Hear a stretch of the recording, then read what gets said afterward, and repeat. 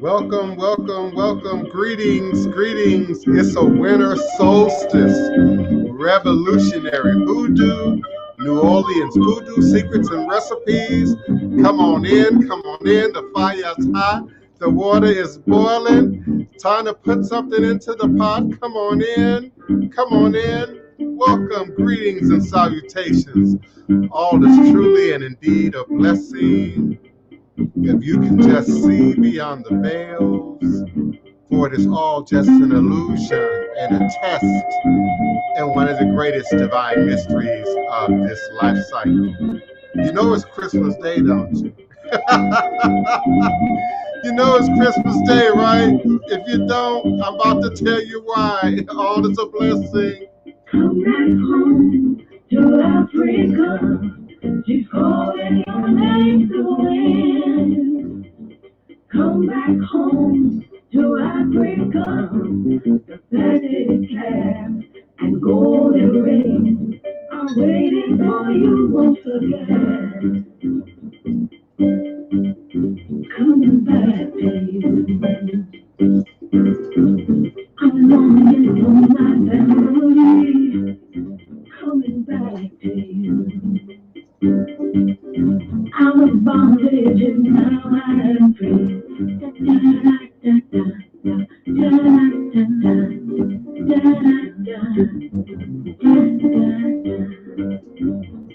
Come back home to Africa. She's calling your name to win.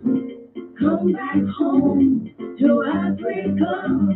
The fatted calf and golden ring are waiting for you once again. Coming back to you. I'm longing for my family. Coming back to you. Out of bondage and now I am free.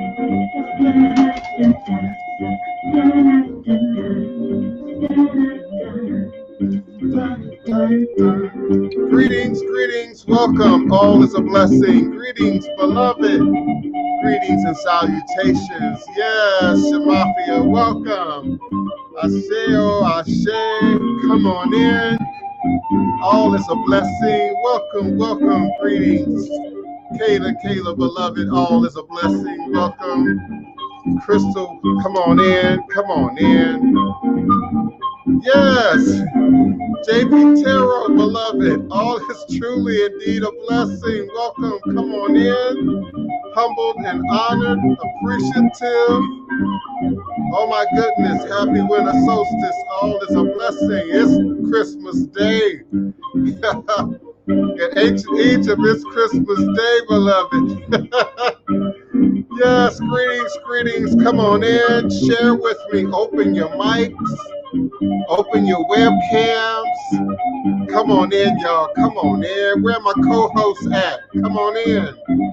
All is a blessing. 845-277-9143 for the camera shine. But come on in, y'all. Come back home to Africa. Come back home. Come back home to Africa. Come back home.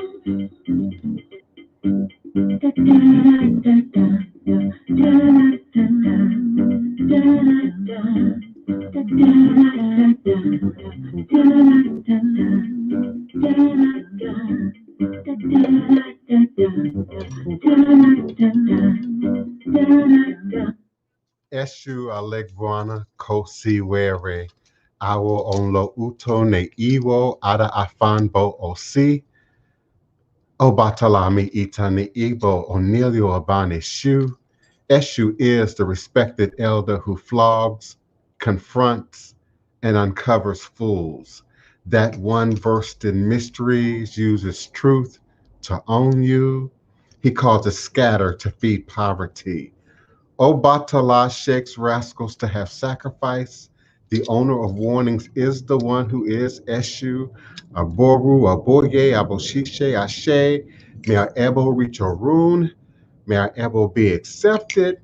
May our ever allow what we desire to come to pass. And so we say, Ashe, Asheo. Divine, all blessed, peace and love, joy and prosperity, elevation, revelations, and manifestation. You are now sitting live with the Divine Prince, Pan-African spiritualist, practitioner, author, and advisor, Elagun Oloye Hoodoo Obeah Bokur, sharing with you in all things spiritual, mystical, metaphysical, cosmic, evolutionary, revolutionary, healing, and holistic from a Pan-African Hoodoo world spiritualist perspective, understanding that all is truly and indeed a blessing. If you can just see beyond the veils, for it is all just an illusion and a test in one of the greatest divine mysteries of this life cycle. This is indeed my constant prayer, my mantra, affirmation, reverberation, reiteration, and it is my ever living reality. It is crucial to the very foundation of my inner standing, my being, my walk, my works, my demonstration, my reason for being here before you at high noon each and every day. And it is indeed the place from where I begin and end all my endeavors, understanding that I and I alone create and recreate my divine destiny, and I alone create and recreate my divine, all blessed reality. And so it is. Asheo, Ashe. I greet each and every one of you personally, individually, collectively in this sacred space on this Monday, December 21st, 2020. I am emanating and vibrating with you and for you, live, virtually, verbally, cosmically, quantum universally from this working temple of the house of the Divine Prince, Thai Potions, Hoodoo Central, in this legendary, historic, beautiful, and most enchanted city in America, New Orleans, Louisiana, the land of my ancestors and those who came before me along this Hoodoo Obeah life path and journey, passing down the great Obeah stick along with the knowledge of the life-giving herbs, roots, plants, rituals, spirits, and minerals. I am always humbled and honored by any opportunity to stand again, to wake up and breathe and stand again on the mighty, mighty shoulders of powerful ancestors. And today, the ancestors nudged me. Today, the ancestors woke me up. There was no alarm clock. There was no plan. There was no specified said ritual activity. But somewhere right around 3:30, the ancestors got me up, and the ritual activity indeed began in that moment, in earnest, organically, spiritually. Of course, I acknowledge the spirits that dwell in blue on a day, ritual day such as this. I acknowledge those spirits that dress in white on a day, on a ritual spell day like this. But of course, the winter solstice, 4:02 a.m., I believe, Central Standard Time. And my mind often goes back to ancient Egypt, goes back to a time before the calendar that we operate in now, before the numerical system that we count in now, before the mindset from which we approach often spirituality and religion. I like to go back as far as I can in my own understanding, in my own awareness, in my own imagination.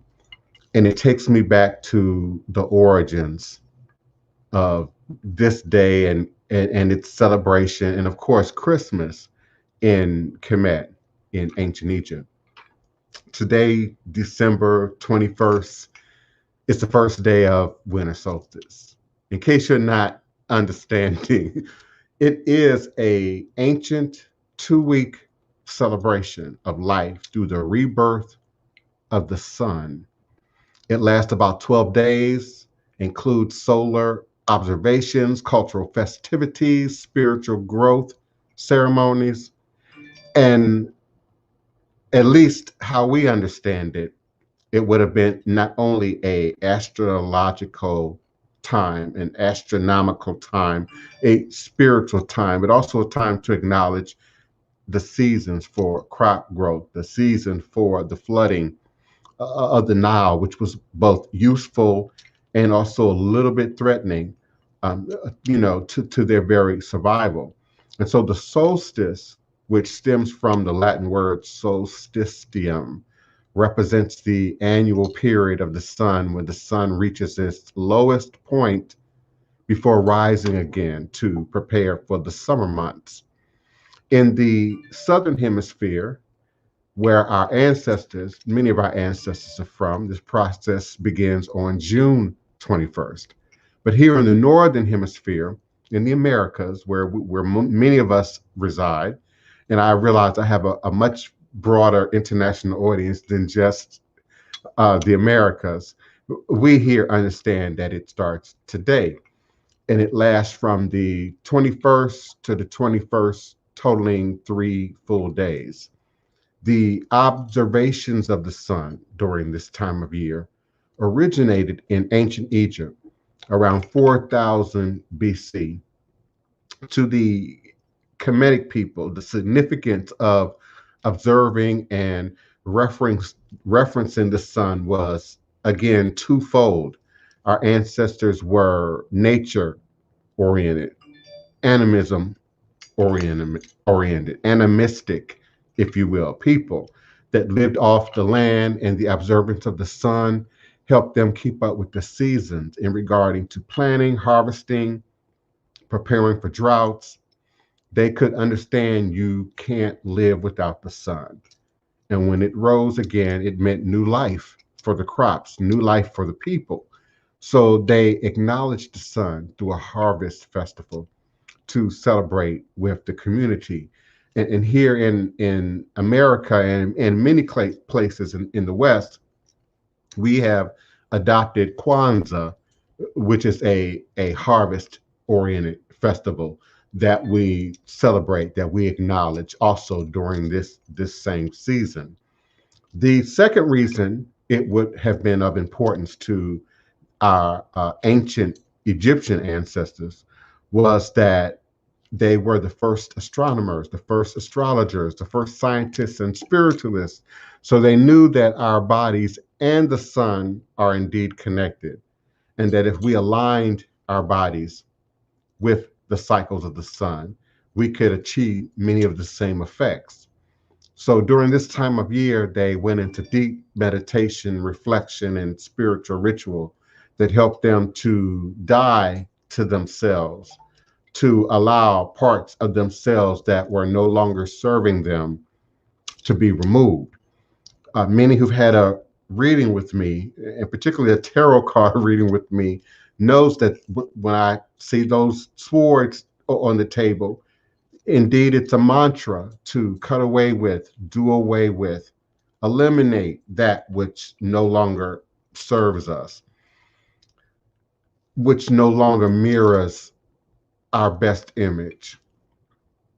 Another important staple of winter solstice takes place, of course, on December 25th. And this is the day that the sun rose again after being invisible, or at least at its lowest point, for those 3 days. And the ancients considered this its rebirth. So they deemed December 25th as birthday of the sun. Birthday of the sun, S-U-N. But over time, certain sects within Egypt began to associate the sun with Messiah-like figures from the mythologies. This led to folklore of Hoodoo, the Christ, which started out as a myth to explain what was happening in the celestial realm, being transformed into religious dogma that replaced the sun, S-U-N, with a savior. Hoodoo was the deified as the son of Ra. In ancient Egypt, Ra was God and the sun was his face. So Heru became the visible deified representation of Ra, the sun god. And the festivities that took place before and around December 25th were then transformed into customs that paid homage to Heru. This concept later copied by the Babylonians, the Persians, the Greeks, who renamed Heru with some of their own gods, some of their own deities. And just like the name, they all copied the folklore, only changing up things here and there to match their own cultural nuances and prejudices. By the time the Romans became the world power, there were over 10 different saviors around the world, with the background of having had 12 disciples, being born on December 25th, and performing great miracles. And these various cultures were also celebrating winter solstice in honor of their saviors. So the Romans took their stories and created the figure Jesus Christos in the 4th century, who later became Jesus Christ in 1522. They then integrated him into their version of the winter solstice, and it later became Christmas. And wherever the Europeans traveled and conquered around the globe, this holiday, Christmas, spread with them. The great conjunction that many are excited about. I heard somebody say something about superpowers. Listen, I'm going to ask a very specific question momentarily about them superpowers. But let me check my chat before I get too deep off into this and lose control of our audience. Greetings, y'all. I welcome each and every one of you. Divine self-healing, peace and blessings, beloved. Matthew Ferguson, thank you so much. Big Chief, Kevin Turner, the Big Chief, come on in, bud. Come on in, beloved. Yes, thank you so much for participating. As always, Ebony Parker, thank you so much for being present. Courageous Umi from the Texas, peace and love, beloved. Joy and prosperity. Greetings and happy solstice, Arisha, beloved, to you and yours. Girlfriend, I'm still vibrating. But you know what I mean, right? You started this. Okay. Tiana Bolden, beloved, Grand Risings. Thank you so much. Grand Risings, and particularly today on this Heru winter solstice.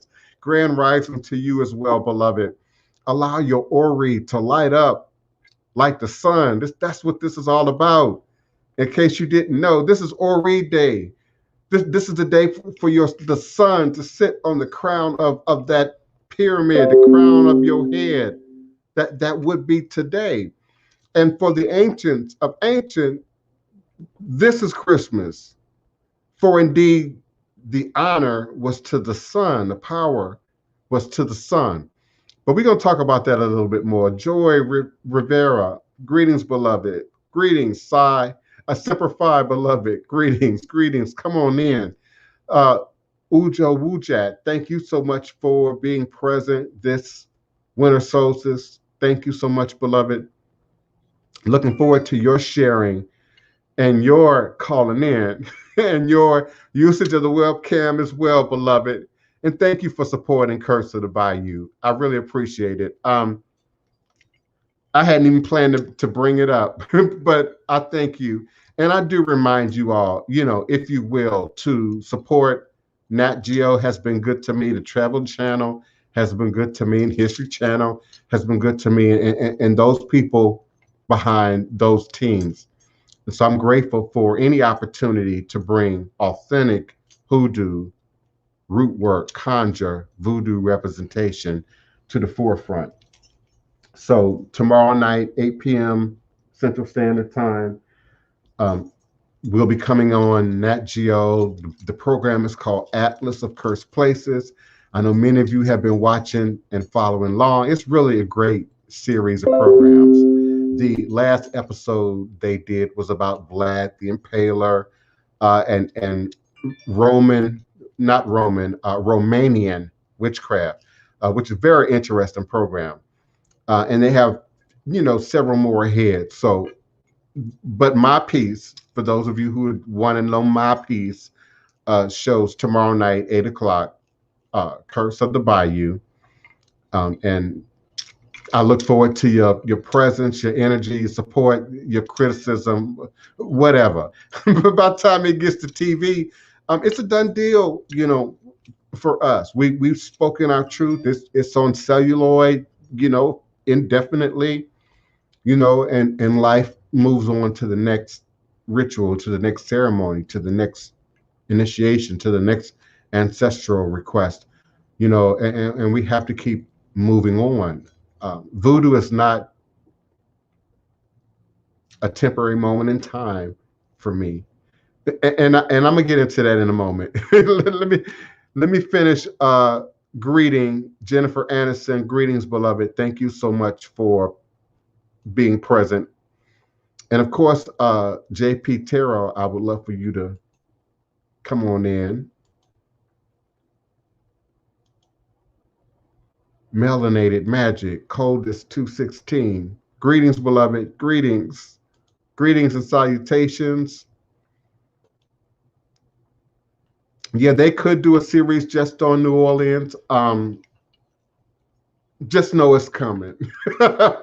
Just know it's coming, and from so many different perspectives, which is one of the reasons why I, not only acknowledge my own ancestors who are from this land. And let me say it again.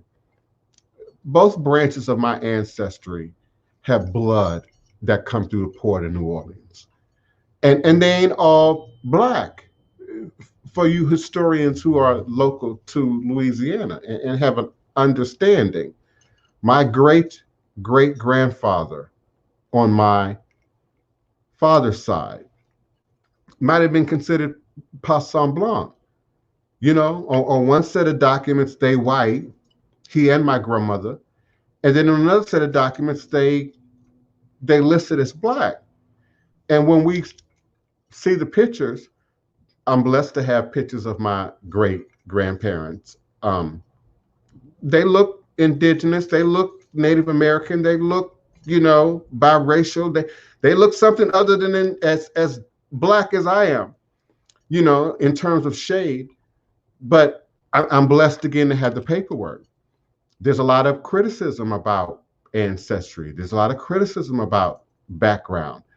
But we don't criticize the history and the ancestry deeply attached to such holidays and events, such as this, the winter solstice. We then don't cry, it's too much background. When we give Stonehenge its due, when the original Stonehenge would have been the pyramids, the great pyramids themselves of Giza, in terms of positioning and mapping the sky and astronomy and astrology.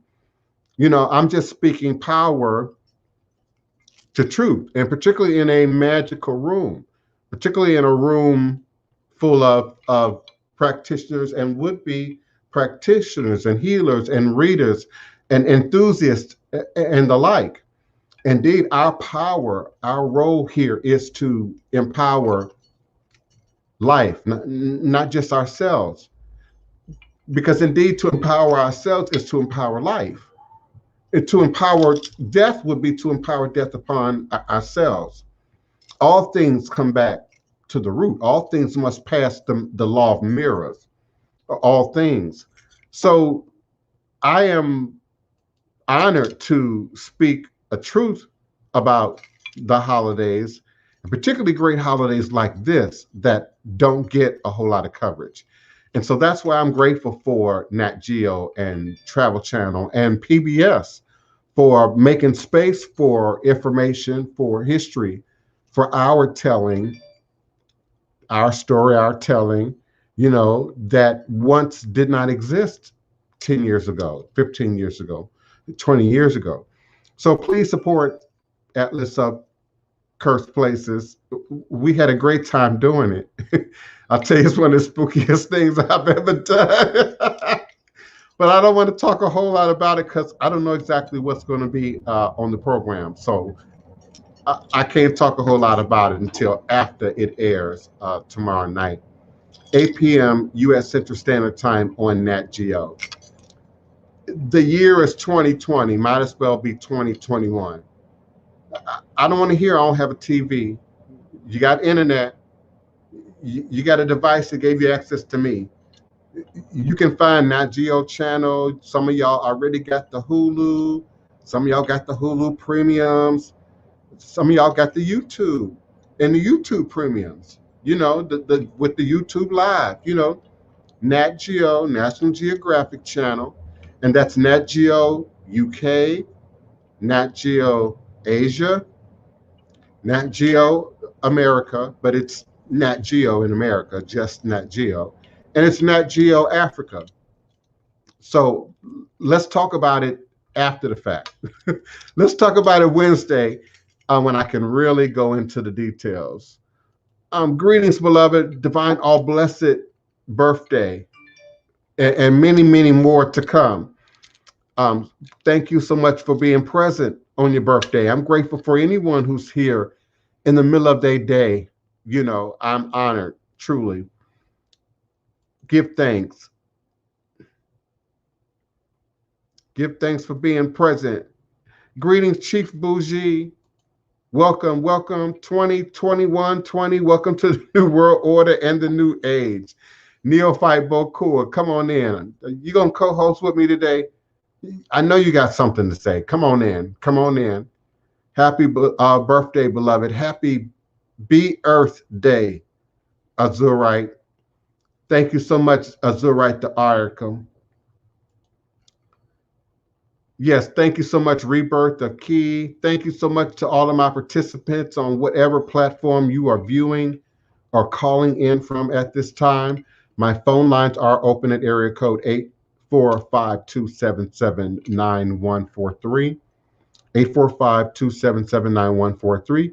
You're also welcome to come on in by way of the StreamYard link, as Neophyte Bokur often likes to do. I invite co-host. Wendy Williams not the only one that can have co-host. I invite visible, free-thinking, free-speaking co-host to come on in.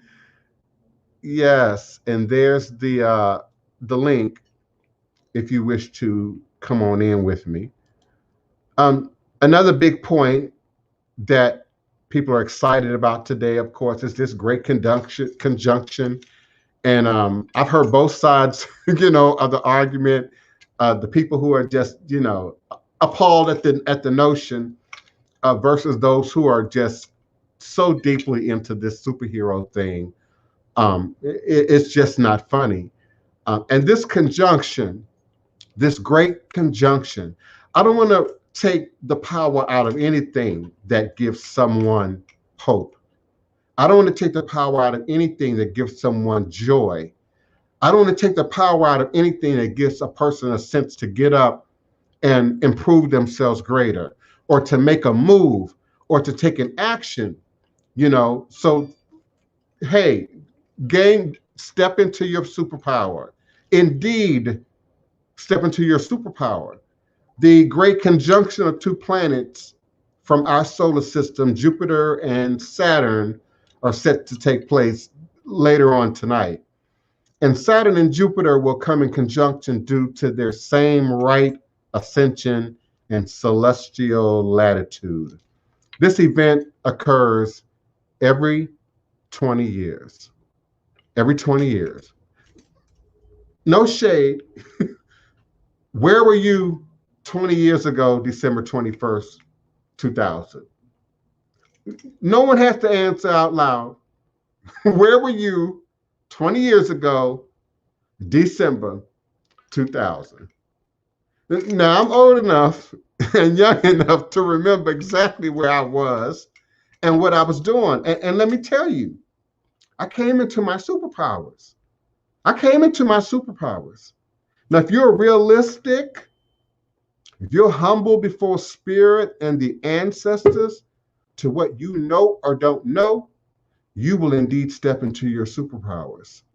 And so I look forward to increased power, increased knowledge, increased awareness, increased manifestation of superpowers that I, as a qualified practitioner of voodoo, understand to be realistic.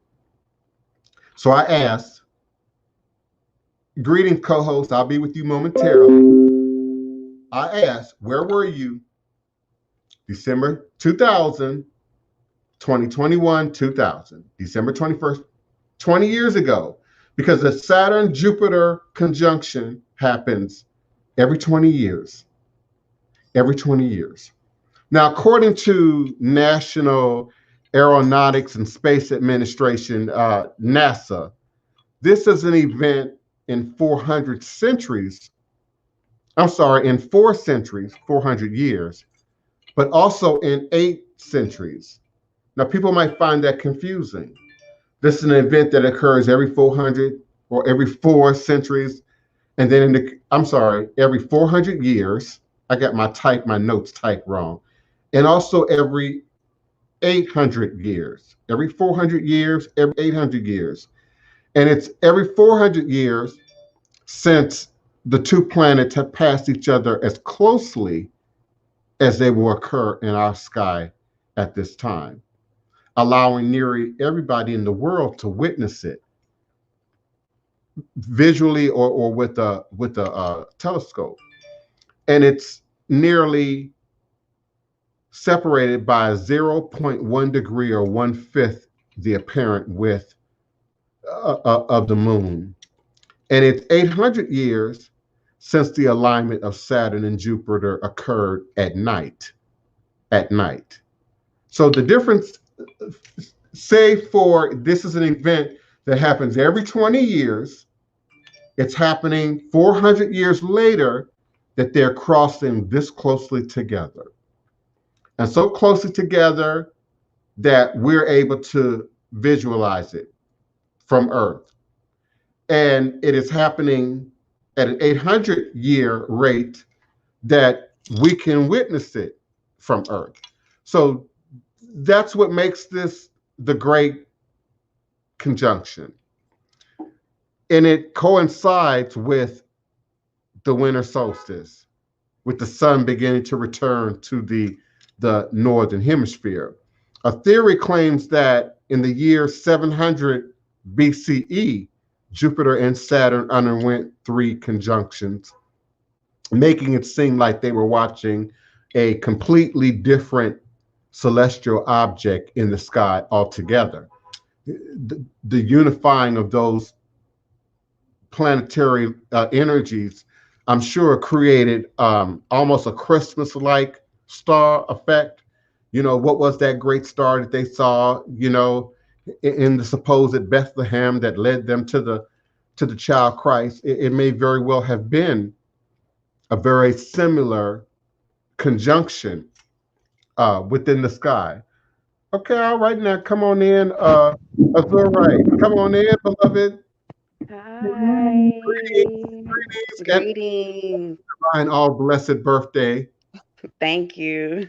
and many, many more. I appreciate it. It's been hard getting to this one.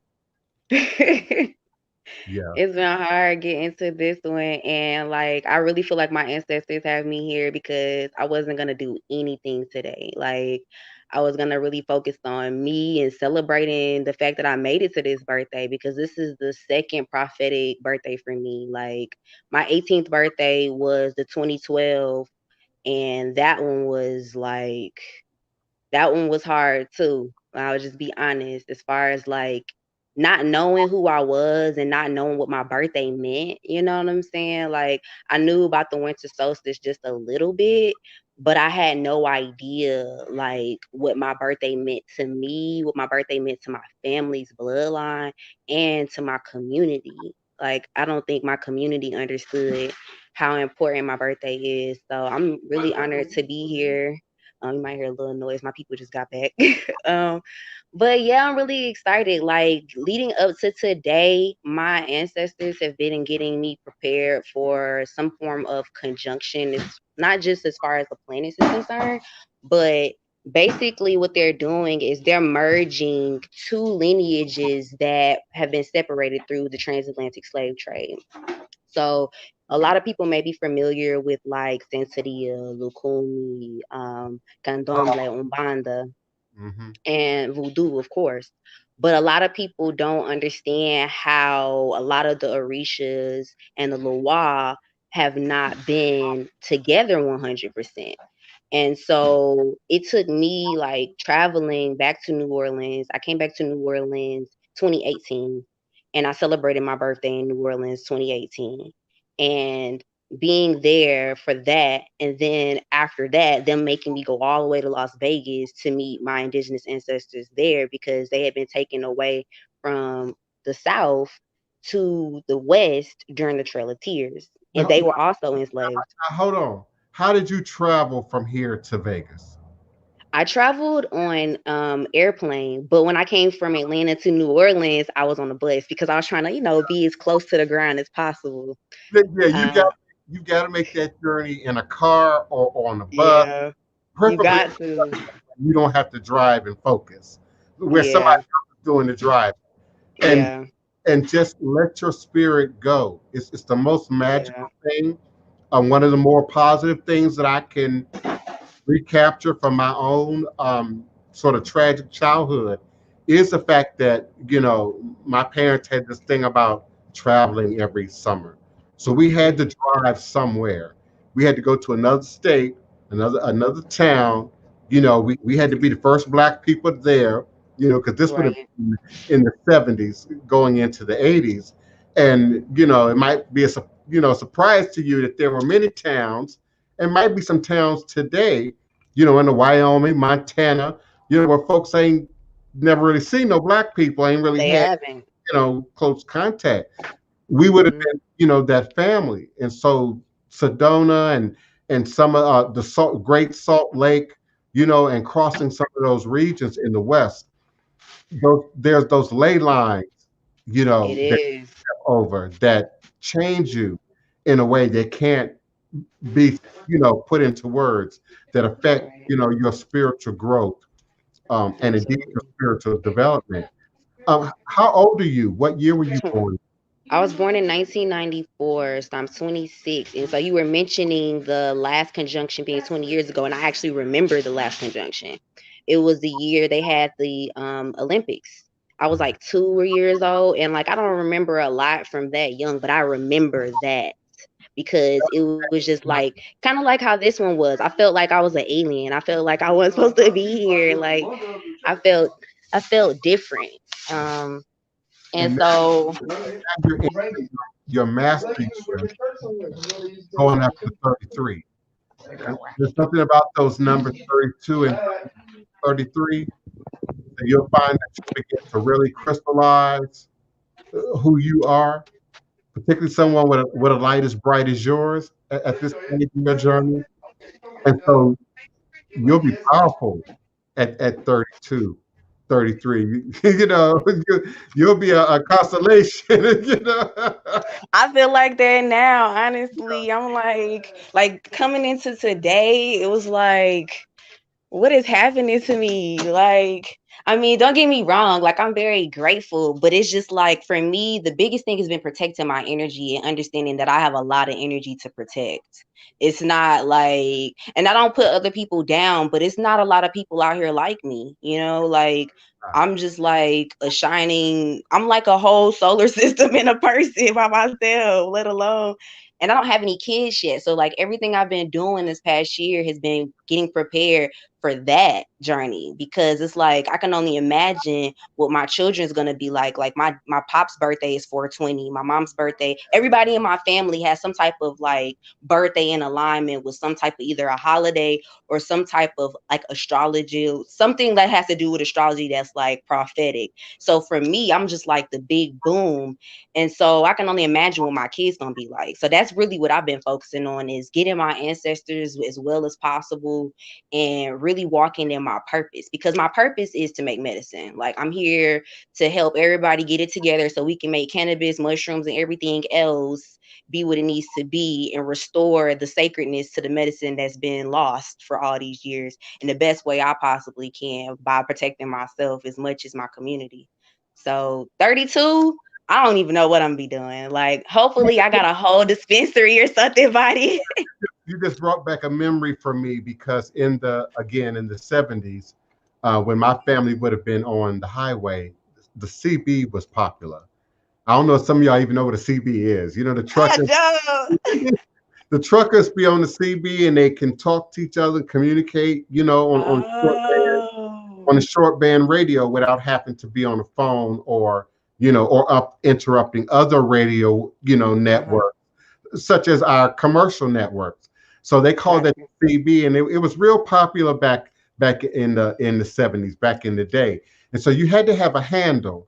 Just like now online, you have to have a username. Mm-hmm. You had to have a handle, because you'd get on the CB and everybody who was on that frequency could hear you, and you would shout out your hand and, you know, break a break What? one nine, you know. And so my whole family had a CB name, which, and you can really see why this was important. Our name was the Holiday Family. And the reason for that is my sister was born on Easter, 1969. I was born on Labor Day in What? 1966. My parents got married on 4th of July in That's dope. 1964. You know, so we were called the Holiday Family. So you had the Holiday Boy, the Holiday Girl. You know, that's how we identified ourselves. So you really brought that memory back when you spoke of your family having, you know, that unique connection to holidays and conjunctions, to really date Mm-hmm. and numbers in time. And beloved, before I bring one more person in, Neil Fife Okur, what university are you studying at?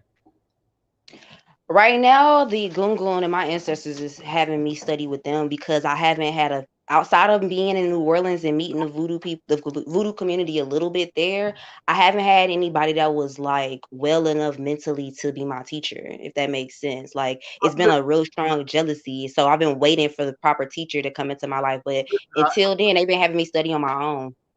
Listen, I hear you. I support you in your endeavor, but I'm talking about university. We need Like, strong goddesses, mm, kings and queens like you, that have that herbal knowledge, that herbal awareness, that alter. But we also need y'all to have some MDs and some doctorates and some, you know, mm-hmm, so that y'all can go into the pharmaceutical industry and make things a little bit easier for us to right. sort of navigate this thing. I'm finding out, I mean, here recently, and I'm, you know, not that far away from 60. Um, these doctors don't know nothing about herbs. They don't. They don't have a clue. But if you really understand herbs and have been taught properly, you know the wrong herbal combination can kill somebody. Yes, The it wrong herbal can. combination can make you sick. But also Mm-hmm, mixing herbs with over-the-counter and commercial drugs can also not only just be toxic, but also, you know, lessen the effects of some mm-hmm, medications that you might be prescribed, you know, for some serious conditions, you know, diabetes, heart condition, high blood pressure, and then you're taking, you know, black cohort root, right. or even turmeric, you know, in some cases. So, man, I worship the ground of a goddess, you know, who loves plants and is learning, you know, to obtain, humbling themselves to obtaining that knowledge. But girlfriend, get that degree. I'm Get trying. that. We need more people like you. And we're going to welcome somebody into the conversation if you don't mind. Neophyte Absolutely. Bokur, he's a regular co-host. Come on in, beloved. You still here? Hello, family. Hello, everybody. Greet. Hi. It's nice to be here once again, be able to share with everybody. Oh, man, what a day I've been having. I hope everybody's been enjoying this new energy that we're in. Right? We got 2021 is the actual date of the Aquarius energy that we're finding ourselves in right now. This is the official date. We've been in it personally for the last 20 years. That is the essence of it. That energy started creeping up on us around that 20-year mark. About 20 years ago is when we really started getting into it. And now that it's officially here, welcome to your superpowers. and like oh shoot, I can't see her name. Oh, Azurite. Forgive me, beloved. Like Azurite, you know, she was born to be here in this time. And there were others who were born in this time, you know, and there will be those who will be birthed out of this particular season. But when we think about, you know, and I like to tie memories back to music, you know, all those hippie-like songs, you know, that were really popular in the late 60s and late 70s that talked about the age of Aquarius, that talked about Pisces, you know, they talked about the coming of the new world order, as Neophyte Bokur worded it. We are all, to some degree, a product of that, a manifestation of that. I think no one would have predicted a time when people would not have been focused in on religion and organized world religion, but seeking alternative consciousness, as well as alternative medicine and alternative healing. In the way in which it's happening right now. And sort of my message is that, you know, listen, this conjunction happens every 20 years, every 20 years.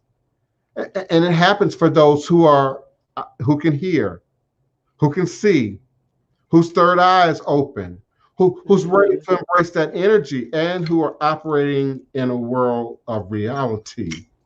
And that's one of my concerns about sort of the superhero message. I'm glad to see no one in the chat is like on that. Are you all even aware that that's a thing? I mean, in Twitter, it's a thing. In Facebook, it's a thing. And people are talking about waking up with superpowers today. And listen, I already gave my, you know, my PSA. I do not limit any opportunity that's going to bring people joy, that's going to give people a sense of hope, that's going to give people a sense of there's an alternative, you know, to their darkness. But let's keep it in the realm of reality. Right. Now let's manifest it into the physical world. So please, you know, get your mastery in herbology, but also become a pharmacist for us. Become a doctor for us, you know, become a healthcare professional. Now you ain't got to necessarily do the COVID, you know, you can do the other avenues of keeping us healthy, the prophylactic aspects. We eat our way to wealth. We eat our way to wealth. And wealth and health are the same thing. There is no wealth without health. What's the point of having everything, but you're too sick to enjoy it? You're too sick to manifest it, you know. And sometimes the younger we are, we don't think about, you know, your building blocks right now in terms of what you eat, what you drink, what you allow in your body, that indeed will affect you when you're 30, when you're 40, when you're 50. And sometimes you don't even think about it until you get to that age. I'm at an age where I'm thinking about now all the positives about how we ate growing up that I know are affecting, you know, my youthfulness at my age now. And we just weren't allowed to have certain things. You know, we weren't allowed to have Kool-Aid. We weren't allowed to mess around with white sugar, you know, and white flour, you know, a whole lot, you know. And we weren't vegan. Vegan wasn't a thing back then. Vegetarian wasn't a common word you heard, back then. But we had already had a generation or two of Garveyites, the children of the Nation of Islam of that time, and their teachings on health and wellness had matriculated into the community. So there's been that segment of our community that's been focused on what we eat and what we drink, and limiting the poison and our voluntary willingness to take in the poison, since as early as the 50s, the 60s, and the 70s. We're just in a very new day now with new technology. And some of you younger than myself are powerful individuals in terms of, your ability to handle math better than me, your ability to handle English better than me, your ability to navigate the technology better than me. But this conjunction is an opportunity for us to manifest in balance that which we know, and to be truthful about that which we know, to be honest about that. Because when you're not honest with yourself about that what you know, you shut down opportunities to gain new information. And sometimes it's literal, and sometimes it's, God will literally stop communicating things to you. Oh, well, he knows, so let me back off. But I know old folks that do that. The minute you interrupt, the minute they shut down. They shut down. All old folks ain't mean and crabby. they learn to be quiet and to be quiet for a reason, and it pays off in the long term. This is indeed an opportunity, this conjunction, for something other than what we've had to manifest. We see it happening in the politics. We see it happening all around us right now. Even in terms of the economy, there are certain aspects of the economy that are still new and uncharted and desire looking into by people from our community. I also wanted to speak to another issue. I almost got distracted, beloved, before I came into the show today. Azurite and Neophyte and my audience. And sometimes y'all hear me say, stay away from that homepage. That homepage on Twitter, Facebook, that's where you get messed up at. That's where you see something crazy or something that really pluck your last, And so I don't want to give a whole lot of details. Some of you will thoroughly understand why. But there's sort of an argument, a back and forth going on right now about expatriating to the motherland, and what might be the blessings and or complications associated with that. It's gotten real, y'all. In certain countries in West Africa, it's gotten real. There's a little bit of drama. One African American was actually murdered by the military not too long ago because he was said to be hanging around, lurking around, some government buildings and facilities. He had been warned. He had been arrested, and let out, only to go back and be found to be, and they shot him. And now it's an international scandal, as you can imagine. But there's also other stories, that have been circulating, other African Americans in West Africa, who are speaking to either the blessings and or complications.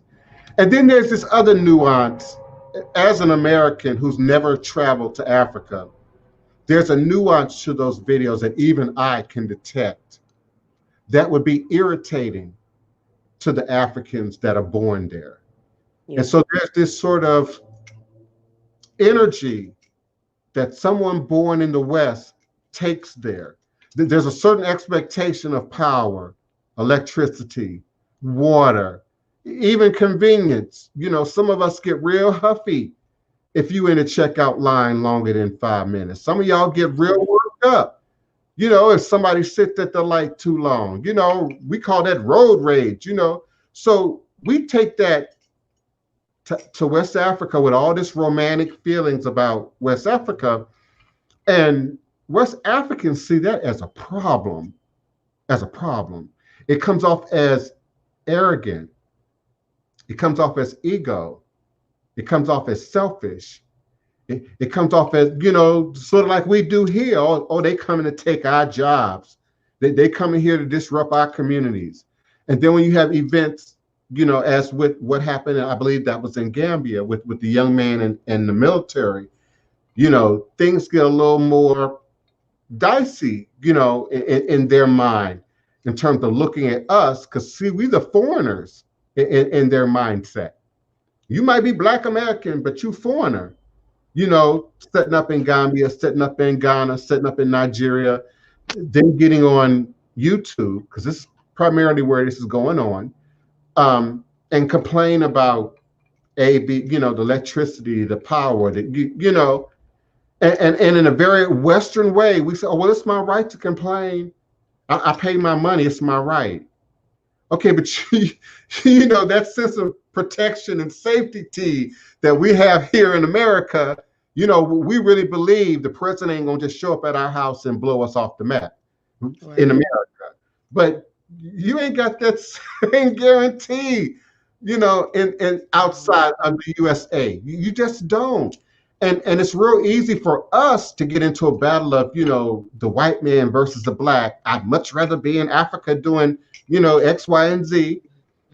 And there's some brothers and sisters over there that's doing great from what they tell and what they show and what they should, doing absolutely great, no problem whatsoever. Some well-known people.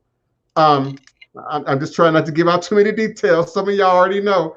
I already know what you're talking about. Yeah, you already know, and you know why I'm being very careful, because this is an ugly situation. It really is. Because on the one hand, you now have people who are on the attack. Like, oh, y'all just trying to keep Black folks from going to Africa, and y'all just trying to. And then on the other side, you got the natural born Africans that man, they put out some aggressive videos. They are. It's a lot of videos out, and it's like a battle, not to cut you off, but it's like a battle of who's got the worst experience, and like what they went through when they got there. And like for me, like from what I've seen here, is that first of all, a lot of people that are going back over to the motherland, they're not in tune with their indigenous bloodlines. That's the first problem. They don't know who their tribe is here. They just say they Black, but not understanding that in order for you to get the help and the medicine that you need to know exactly who your tribe is. Because everybody's tribe's medicine ain't the same. Trying to go to the Hopi and you Navajo trying to get your ancestors healed, they might be able to help you, but they can't give you exactly what you need. So that's the first problem. People don't know exactly who they are. And then some of them get this little ancestry test done. They find out they like 25% Ghanaian. But the thing is, the names of these countries now is not the name of the countries when we were there before we were brought to America or brought to Brazil or brought to wherever our ancestors were brought to during the transatlantic slave trade, if they were brought. Because a lot of people have more indigenous bloodline that was in America or Brazil already, or Mexico, or, you know what I'm saying, South America, and they don't know who their ancestors are 100%. So they go over there, and I saw one video where it was like a family, and they were talking about how, and I'm not gonna say no names, but they were talking about how, like, I already struggled and put my work in America. So when I went to Ghana, I expected to have running water and a mansion and this and that. Dog, you ain't put in your hours. I'm going to just be honest with you. Just because you royalty or you think you royalty here doesn't mean you just gonna go over there and you gonna be given a silver platter. Like a lot of people that are leaving from America and going to Africa, they bought their way here. And then they think they're gonna go over there and buy their way over there.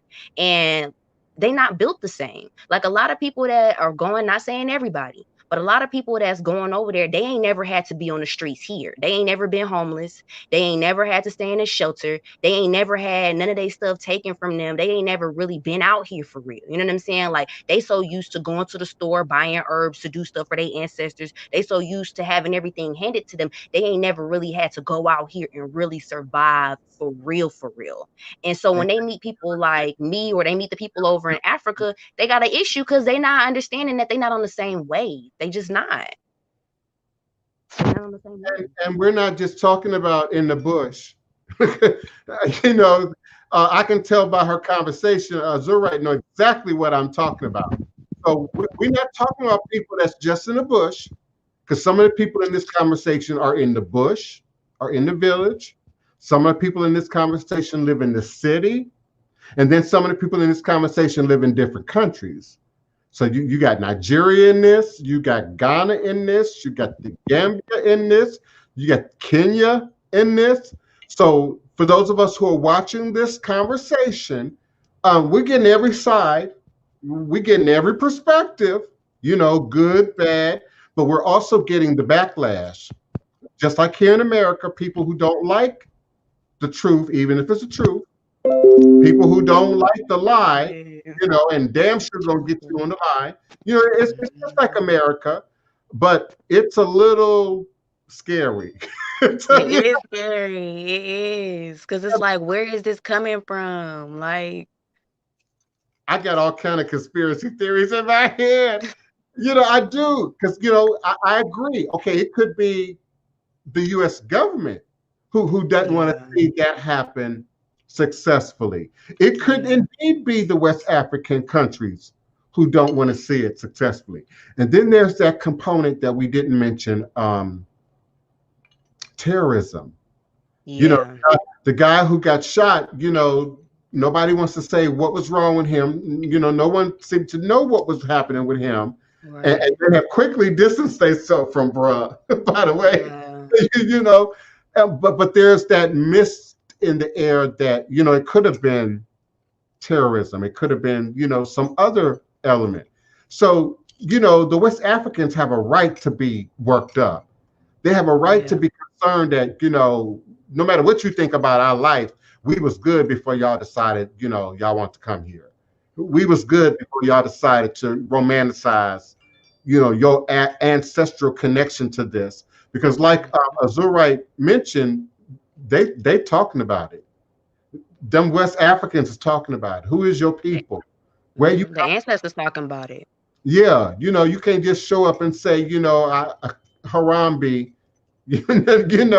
Habar Ghani, I celebrate the ancestors. Bro, who is you? Yeah. Just like in, I don't know if Compton is that way today, but I know what Compton was like back in the 90s and back in the 80s. What neighborhood you from? Who are you? You don't just show up. And, it appears if all you care about is the money, if all you care about is material things, they're doing well. They got land, they got houses, they're doing their thing. But it's the language and the way it's being demonstrated that's not African. And somebody's looking at me right now, well, who is you and how do you know what you're talking? I don't have to have gone to Africa. I know way too many Africans. I've met way too many Africans in my life. I'm befriended and family with way too many Africans right now, virtually even.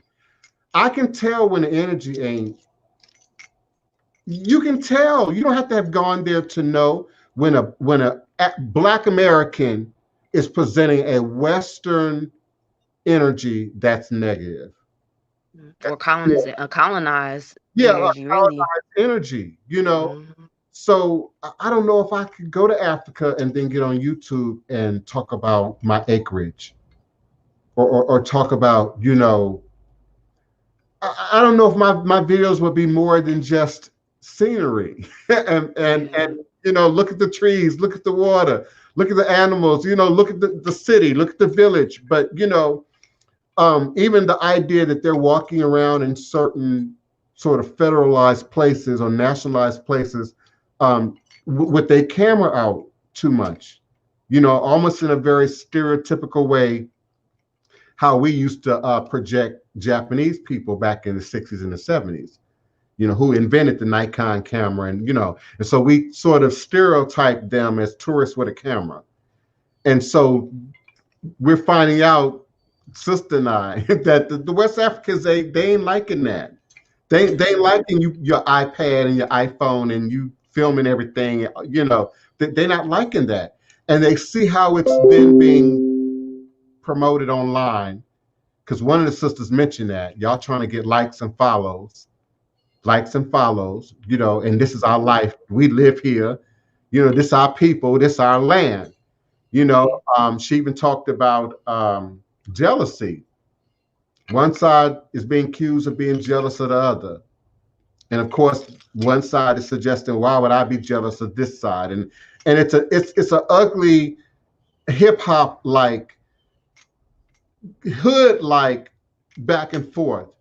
You know, and one of the sisters said that you want me to be hood. You know, you're trying to make me be hood, you know, and I don't want to be hood, the sister said. You know, I'm this my land, this my people, I'm here. And they're bringing that element. And it's a shame because some of them are doing really well. And I'm concerned about them. I don't know about you, Azurite, but I am concerned. I am concerned. Like, my thing with it is that I want everybody to get to the root of it, because I honestly feel like a lot of why people feel so on edge when they go there is that a lot of families in Africa are not addressing the families that are in royal standing that were part of the transatlantic slave trade, because your soul don't forget. Everybody might, you know what I'm saying? They might be on the diaspora doing rituals with each other now, but that soul memory don't go away. If you anybody like me, I'm not about to go out there and be bragging who I am. I've had people of African bloodline try to kidnap me in America, let alone go over there and do it. So it's like people, they not walking in a truth. You know what I'm saying? Like, if you really doing your work out here, then you will understand to a degree of why certain things are the way when it comes to Africans, so they say, being different from Black Americans. And I feel like until people get to that root core of addressing those that were part of the transatlantic slave trade, those that are still African allies to colonizers, not only in America, but over there as well as other places that we were taken to, then it's going to continue to be this battle. It's going to be, everybody going to feel like they got a like turf war. You know what I'm saying? Like how they say in the streets, like, this my hood, this my borough, this my ward. If you ain't, you know, a part of my crew, my clique, or if you haven't given me my dues and my money or whatever it is in exchange, then you can't be here.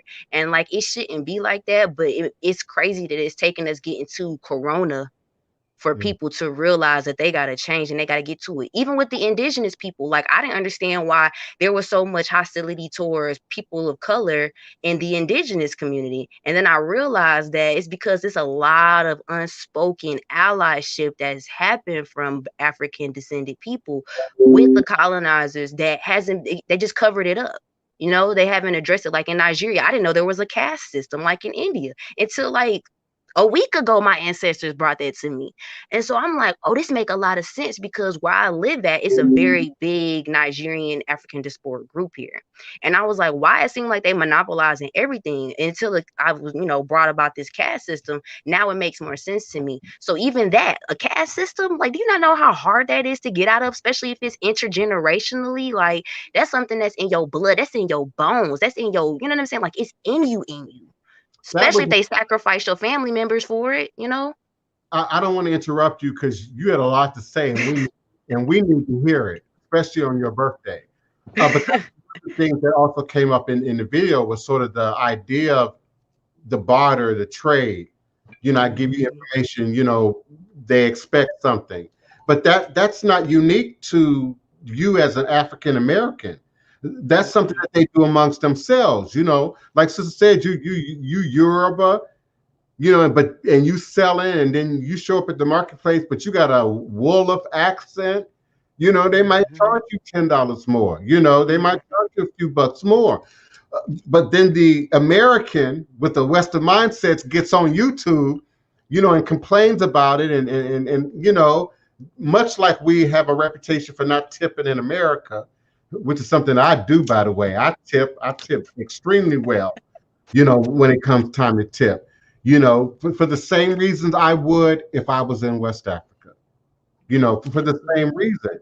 So it is about mindset, decolonizing the mind, repatriating the mind. And when we think about winter solstice and the sun setting at the top of the crown, you know, of a golden pyramid, the illumination of the third eye. Many cultures and secret orders in the world have borrowed that symbolism. It's on the back of your money. It's all up in the Masonic order. It's all up in your religious, secret societies. This concept that I'm talking about, which we sit in this conjunction right now, an opportunity to indeed have access to the all-seeing eye, all-seeing consciousness. But it requires humility on our part, being honest about what we really know, about what power we really have, about what superpower we're really operating in. I still want to know who started that idea that today was the day of, superpowers, and we're gonna wake up with these superpowers. That we aren't, as Neophyte Bokur suggested, having already been nurturing for the last 20 years. This is something that happens continually. We mark year, we mark weeks, we mark days, we mark conjunctions over 400 years. But this is an astronomical machine that's happening 24 hours a day, 7 days a week, every moment of our journey. We're creating and recreating our reality. Every moment of our journey. The past and the present exist only in this moment that we stand in, that we occupy in. So I'm grateful for the. I definitely got a couple of things to say about that one. Oh, I'm sorry. You already. Yeah, the superpowers that I would refer to. Yeah, I'm sorry about that. The superpowers that I'm referring to, the genetic code that we're all born with, the unlocking and unmapping of things that have already been in our genes that lie dormant, right?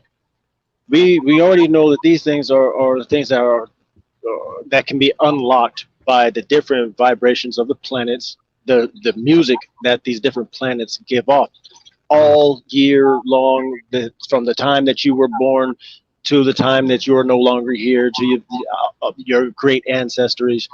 The radiation that comes from these different planets and things of that nature, they unlock the different radiation found in your body.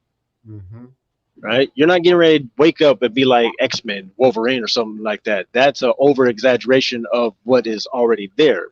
That's a cartoon version of what's there. Right? So yeah, you can blame our entertainment. Our entertainment is a good way of saying exactly how we've got this weird notion of these superpowers that are getting ready to be unlocked. But it's like an over-exaggeration of a description that is found in what it is that our bodies naturally do. Description of Superman is black people. Your sun, your skin absorbs the sun, which gives you the different vitamins and minerals and things released into your body to make you what it is that you are now. How are you not Superman already? I'm just saying. And look at the description and you'll find your answer. Hold on for a second. And listen, I agree with you when you started talking about vibrations and harmonics and tones and music. That's something that I've talked about, over the years off and on at various points, particularly our connection to music. Not just the flute, not just the drum, the rattle, but we have a deep connection to music. Our kids learn words much quicker if they set to music, learn math much sooner, if somehow they can find the rhythm in a thing. And it's a gift that's also been used as a stereotype against us. The shuck and jive, the black people that always dance and sing and perform and smile. But there's a dehumanizing that takes place in that process that has separated us from that gift in the music. There's a magic that takes place in the rhythm, in the music. And even in divination of today, Ifa, Yoruba, Akan, Igbo, divination of the day, there's a tapper and there's a rhythm that's tapped out, that's pounded Yes. out on the divination board. And that rhythm, that pattern also matches the possible odus that are able to be birthed on the divination table by way of the palm nuts, pounding the palm nuts, or casting the shells. And it then again goes back to rhythm, harmony. We get accused of crossing cultural references, but I indeed use a singing bowl, indeed, because it resets that vibration. It's the quickest way to reset vibration is that singing bowl. I can detach whatever you came in here with instantly by tapping that singing bowl, but also bring ourselves back into balance and alignment. So this conjunction is indeed great. And so there's a harmony, there's a vibration, there's a rhythm that's being sent out now that shifts things a little in a new direction. And so even in using my quartz crystals, you know, if you have an intimate relationship with them, they reach a certain velocity and they might crack or chip, you know, or become damaged. And if you have an ear, you can tap them and you don't hear that note anymore. It has shifted. Now that doesn't mean that the piece is no longer usable. It's indeed usable, but it's now vibrating on a different note, a different key. So these different shifts astronomically, you know, that affect our astrology and horoscopes and whatnot are indeed something that our ancestors would have found to be of indeed great importance to be able to map what was going on in nature, and they saw themselves as a part of nature, as an extension of nature. So what the sun can do, we can do. And so we too can be reborn from the darkest and lowest depths, you know, of our being, which is where the sun is said to be right now, as it begins its journey again in the horizon, you know, towards the northern hemisphere. This is the darkest and shortest day of the year. And then there's that 3-day period, and then the sun begins to reemerge again. So an ancient Egyptian Christmas would have been today, and it would have been a 12-day celebration with various healing rituals, ceremonies, you know, honoring Ra. You know, of course, in the time of Nefertiti and Akhenaten, there would have been acknowledging the Aten, Aten, the Aten, which is that golden sun disk with the extended hands coming out, offering, there you go, beloved, offering power and energy to us, you know, to not only grow food and crops and physically, but to also grow at a conscious level, at a spiritual level. So let this not be just another day that we say, oh, I burnt my candles and I burnt my sage. And, you know, let this also be a time where we really put things into motion. This might be the time that that book absolutely has to be done and produced. That movie has to be done and produced. That song has to be done and produced. That dress has to be done and produced. That item you're creating has to be done and produced. That door is now, one door opens, another door closes. Yes, indeed. One door opens, another door closes. Another season has ended. And you know, it might take us some time to figure out how that shows up, you know, in our being. For some of us, it's coming of age. It's coming into maturity. It's stepping into our spiritual truths truthfully, honestly, realistically, and knowing where you have to, okay, I need to make a list of things that I need to do in order to stand up fully in my truth as the individual that we already are, that you already see yourselves. That's a word right there. Yeah. I have so many different things I've been encountering myself. Is it? You know, I still practice my tarot divination. and I still get people asking me a lot of different questions.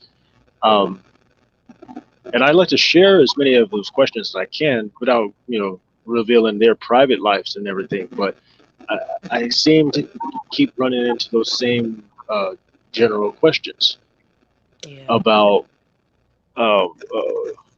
when it comes to it. How do you know? How do you recognize the energies? How do you recognize it? Well, for starters, let's stop looking at how we're defining the word energy itself. I mean, because vibration, sunbeams, all those things, those are all the different types of energy. How do you recognize it? Well, you recognize the sun when it beams down on your skin. That's for starters, right? You recognize that you get cancer if you get exposed to certain radiations. That's a vibration, right? So when we're exposed to these different frequencies, that's how you know that you're in tune with the different energies. The energies are frequencies. The energies are vibrations. But hold up, Yep. but in all fairness, Yes. I got a kooky kind of mind. It helps me grow. Yeah, to the people who might not be seeing. Now, the sun gives us so much more that we don't feel on our skin, that we don't Right, exactly. away, that we don't acknowledge right away. For example, vitamin D. Many of you, especially who live north of me, who have real winters, real snow, the leaves fall off all of y'all's tree. Y'all go through 4 cycles of seasons. We don't get all of that in New Orleans. Give thanks. We don't get quite that cold here. But you suffer often vitamin deficiency. And do the research on lack of vitamin D and what those symptoms show up as. There are many of those that we overlook, don't pay attention to, that could just be a result of a lack of vitamin D. And all your vitamin D should not be coming from milk, or from the packaged vitamin. We indeed need a certain amount of sunlight to survive. And not just to absorb the vitamin D, that's our number one source of vitamin D is sunlight, but also the other colors in the spectrum. That's why I remind you of quartz crystal. White light, quartz crystal contains every color in the rainbow, every color in the spectrum. That's why we wear white in the summer and black in the winter. Black absorbs light, absorbs every color into it. So white is projective. Now quartz can be both receptive and projective. It can pull energy in, but it can also project energy out at the same time. And your quartz crystal, your natural, uncut, unpolished quartz crystal, all I had this done was set in silver, but this was never cut, never polished. This is just a rock. It's able to pull in that sunlight and hold it for longer periods of time. So you'll find that if it's a sunny day, the snow didn't clear it out a little bit, and you can go out to the park, or you can sit your stones out on the ledge or out on the balcony, so they can absorb that light, do so. And you'll notice, especially if you have a sensitive eye, that when you bring them back in, they'll be glowing. That they will. Vibrating. And they will hold that for a period of time. And we do the same thing with moonlight. So these conjunctions, at this particular fork in the road, are great for empowering our stones, our minerals, our rituals, our math, if you will, and of course ourselves. But let this be a season of the doers. Let this be the season of result-oriented work, and document it. Yes, that is important. Record it. Document it. That's a good one, because I want to go into one more spectrum, if you don't mind. When we're looking at our rainbow, we're looking at our color spectrum. That field of light that we see is the only thing that we see. The only reason why we see that, that's what we can pick up with our eyes. We got to take into the fact that radio waves are on the same frequency as light waves. The same thing that radiates from our sun is the same thing that we hear. We hear light. We hear forms of light that we can't see with our eyes. You can The smell it visual, too. the spectrum, yeah, exactly. The spectrum of light that we see is about this big compared to the larger spectrum of light that actually comes in contact with us. So we're not just seeing visually the different colors, we're also hearing different colors because it's vibrating on a scale that you can't see with your eyes. You can't see ultraviolet, but we know that it's kind of a purplish kind of thing. Well, we have ways of being able to measure it, but you can't see it with your eyes. You also can't see X-ray, but it's a form of ray that comes in from the sun and other places that affects our body. That's why you need a lead shield to keep you from being hit by those X-rays. Those X-rays can be toxic to your body. If they're just X-rays by themselves, that's a form of light. We can't see Right. microwaves either. But they You there. can't see microwave, Which is why but that is literally something that comes from there. Which is why about 7 years Right. ago I threw out my microwave. I said I can't do this anymore. I mean, I had gotten so paranoid I couldn't even be in the kitchen if the microwave was on. I would have to go to another room, because I wasn't sure how far it could reach. Right. Is it coming? Is it leaking through a crack? Right. They only manufacture these things, what, 3 at a Right. time? You ever wonder why your bugs? Yeah. The spectrum of light is so small in comparison to the larger spectrum of light on that scale. When you just Google it real quick and look at that bar. That bar is so wide, but the thing that we see is so small. And then we've got to consider, like, it takes a crystal quartz for your radio to pick up the frequency. Why is that? Because it's receptive to those bandwidths, right? Mhm. What happened 20 years ago with our military? They took over a certain bandwidth to be able to control your emergency broadcast signal. Well, why did they need that whole entire lower vibration? So that they can introduce the Wi-Fi that we're listening to now. Now, that's being picked up on your phone, Mhm. right? These are bandwidths and radio waves that our bodies, if you are, I don't know, maybe purifying your body, trying to elevate your body's vibrations, quote unquote. You take in your waters, you start becoming more positively charged and whatnot. But you don't realize that you will literally be getting shocked by everything if you're if you're positively charged. Yes. Right? Hold on for a second. Freeze your crystals as well. Oh, okay, go ahead. Area code 818. Your line is open. Area code 818. Your first 3 numbers is 308. I'm not going to read your whole number. Yes, I can hear you, beloved. Did you have a question or comment? Or are you just listening? Turn down your computer or however you're listening to me. Do you have a question or comment? Oh, sorry. Otherwise, I'll just mute you if you don't have a question. Just listen. Oh, okay. Well, I'll keep you on mute. Thank you for listening. I certainly appreciate it. I just wanted to be sure that you weren't having a problem getting in. Somebody in the chat is suggesting they have a problem getting in. Just call me at area code 845-277-9143. 845-277-9143. If you indeed are ready with your question, comment, or request, just press the number 1. LaShawn Law, I don't quite get what you mean by it won't let me in.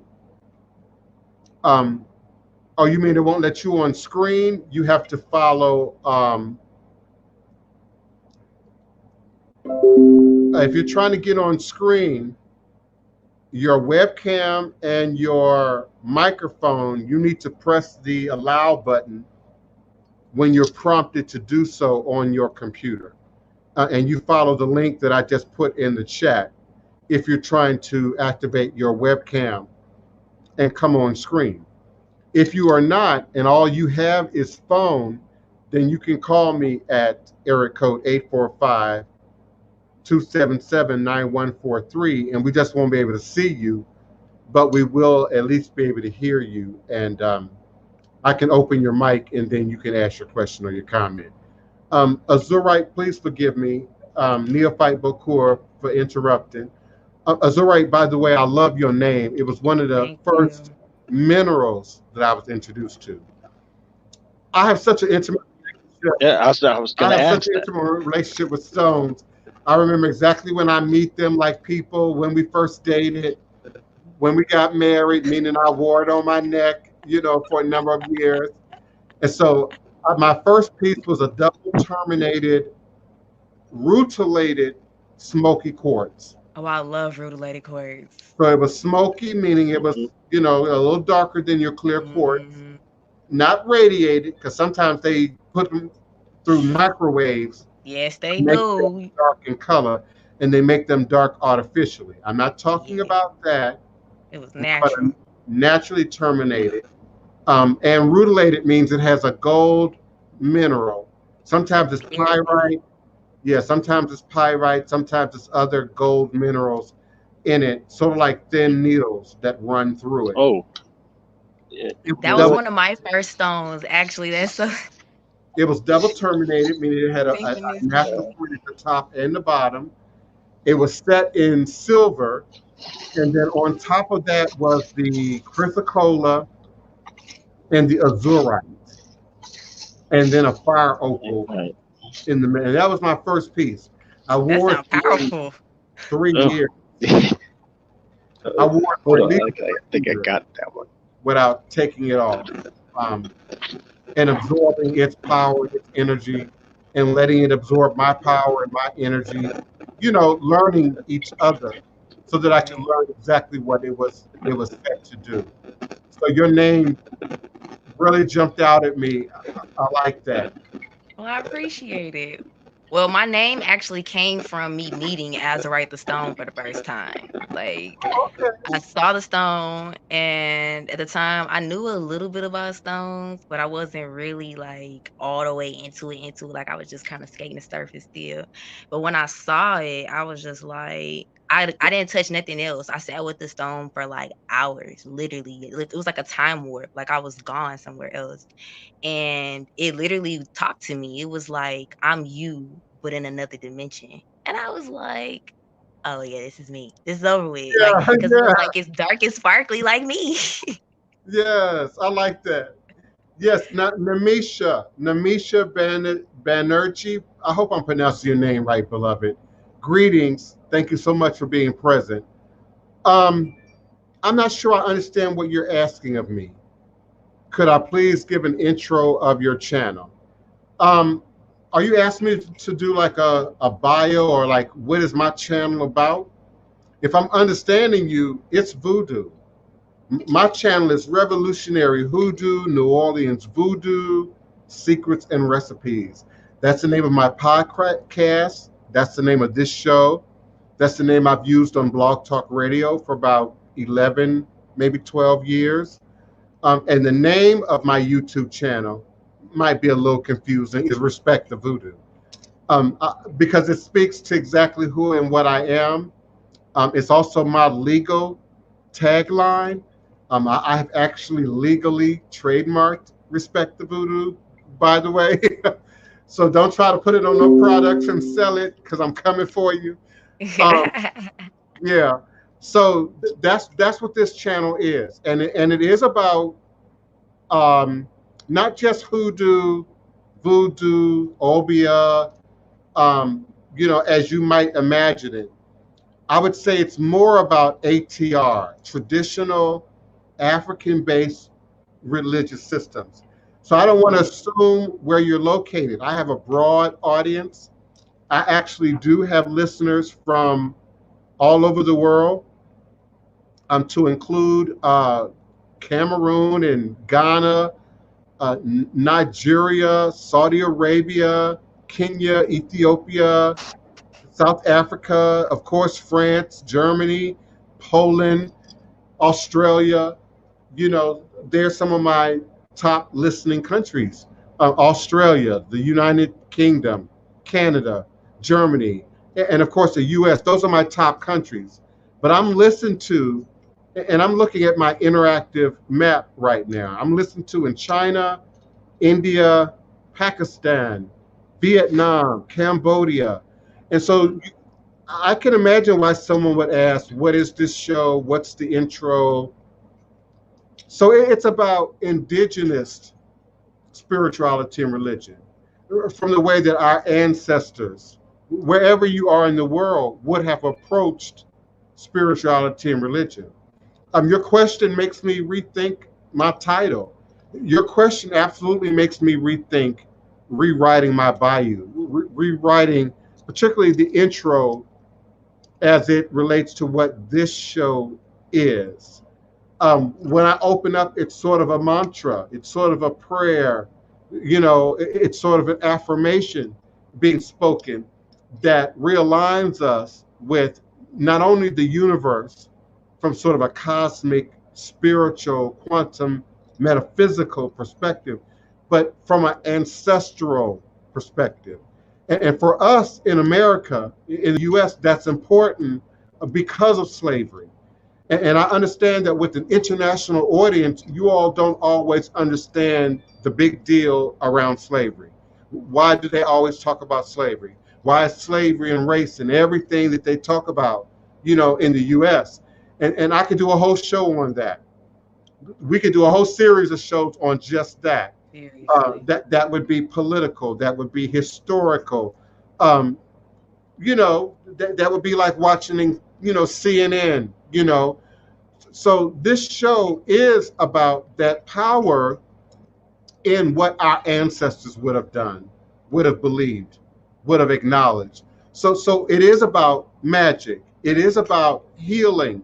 It is about getting better acquainted with the earth, with herbs and roots and minerals and stones, not just to bring your boyfriend back or to bring your girlfriend back or to help you win the lotto, but to change our very minds. Thank you for mentioning that. To change our very minds, our very spirits, our very bodies. If you're eating, forgive me, Mom, because my mother is often listening. If you're eating bullshit, you can't expect to produce nothing but some bullshit. Your mind ain't clear. You eating dead animals. You eating the pus and mucus of cows and chickens. We eating synthesized, organic, not organic, artificial this, fake that, chemicalized products, and then we expect that we're gods. And then we expect that we're goddesses, that we're functioning at our 100. So this show does, to the outsider, look like we ramble. It might look like we move from one thing to another. But to the community, and I would pray to the community that's listening, if I'm wrong, correct me in a chat. If I'm wrong, Neophyte Bokor, Azurite, correct me. But to us, it's all the same song, just different notes, different harmonies to the equation. Because we do talk about what we eat sometimes. We do talk about politics sometimes. We do talk about religion sometimes. And we talk about spirituality a whole lot. We talk about quantum metaphysics a whole lot. Dark matter, dark space, how that affects us. Negative energy, how that affects us. We talk about shadow work. And so today, I love your question, Namisha. I hope I'm saying your name right. So today, the intro to this channel would be the winter solstice as it relates to those who operate in ATR. African-based spirituality and tradition. And that includes indigenous practices. We talk about Australia, we talk about uh, Guatemala, we talk about Honduras, we talk about Maria Leonza in Argentina, I'm sorry, in Venezuela, we talk about Candomblé in Brazil. We talk about many traditions throughout the diaspora. So that was a great question, beloved, and it made me think. And I appreciate that. And though you didn't say it, I'm going to readdress my intro, my written intro. I am. I'm going to readdress what my written intro says this show is. I can see how that could throw people off. Some people come here, and I said Zorite laughing. Some people come here looking for quick magic. They They, do. they think this show is going to be about what spell do I need so I wake up tomorrow and Prince Charming is, you know. Not Prince Charming. Oh, they want perfection, baby. They want perfection. They gotta And do it's the nothing work. wrong. If you're looking for the if you're looking for the microwave magic, this ain't Nah. it. The I'm sorry. microwave magic ain't gonna get you nowhere right You now. can't pop this in the microwave magic. It And ain't gonna exists get you anywhere. nowhere. And it, okay, it exists, but as Neophyte Bokor suggests, it doesn't get you anywhere. And so often that community, that listener, they find their way back. It's very interesting how that happens because as I continue to age, and as each decade, pass, and those of you who are right there with me, or are 10 years behind me, or are 20 years behind me, you all have too watched. If your third eye is open, you all too have paid attention to the trends, Yes. to the pattern. Right. Once You got people looking for snake oil. You can get some snake oil if you want, but it ain't gonna do nothing for you. oh, it can do Just something saying. for you, but not what you expect. Now, if you get the right snake, Not what you expected. yeah, hold on, because Not what you expected. we got zombie magic in Louisiana now. Now, if you get the right Okay. snake, That worked. Walk around with my puffer fish and make sure I'm straight out here. and put that, there's a medicinal value. Chinese medicine sells fish, not necessarily in the oil. They sell it in the alcohol. They sell it in the liquor. They sell it in the rice wine. For its medicinal Right. value. And see, that's the thing. Those Western notions like snake oil. Who created that saying? And why? It takes me back to movies like Eve's Bayou. And I see carriages parked, with people offering, much like I can see here today, watermelon in one, peaches in another, tarot lady in another, and the guy with the jars of fermented product. Now I got a lot of fermented product in my house that will heal Oh yeah. and can kill. And the right snake oil can kill you. I'm telling People you. die in China, people die in Japan every year eating pufferfish, eating those delicacies, that have certain toxins within them. And if they're not cleaned properly, if they're not cooked properly, people die. So, the notion of quick magic and me just revealing, recipe after recipe and root after root, some of you would be at 911, would be in the emergency room, or your loved ones or whoever you're trying to harm would be sick or dead. It's a reason that we have schools and universities that teach chemistry, that teach biology, that teach botany. It's a reason. So, I don't think Azurite thought I was being shady. I hope she don't think I was being shady. No, I don't think you was being shady at all. I feel like you being real because a lot of people don't understand the terpenes involved in all of this. Like everything that we do, every herb, it has its own molecular makeup. It has its own plant communication, which is through terpenes. And quite honestly, in the African diaspora, they don't talk about that. I didn't learn about that until I started getting into cannabis. So I don't think you're being Young shady at Horace, all. Young Horace, good friend of mine Not in the least. in the hip hop community. I don't know how he do it, but yeah. But greetings, beloved. Respect the voodoo for sure. He likes to promote me. He likes to promote the show. So I have a lot of respect for that young man. Yes, Shamafia. Yes, beloved. So yeah, I've got some friends who are deeply into herbology. I know some master teachers. I'm talking about Dr. Sabi level master teachers. And I don't brag, I don't over promote. I know some of you know I have a great knowledge of herbs. If you're paying attention, you know I have a great knowledge of herbs. And sometimes I talk about them. Sometimes I just Pay post attention them. to that Instagram page. Yeah, sometimes they're on my Instagram page. So I don't necessarily spend time here talking about them, but they be in my post. And I try to include information. And it's always surprising to me what we don't know. People are still shocked by my rosemary post. People are still shocked by my wandering Jew post. Some of y'all think wandering Jew is a weed. Wandering Jew has medicinal properties in it that have been documented to prevent and to aid in conditions like Alzheimer's disease, mental clarity.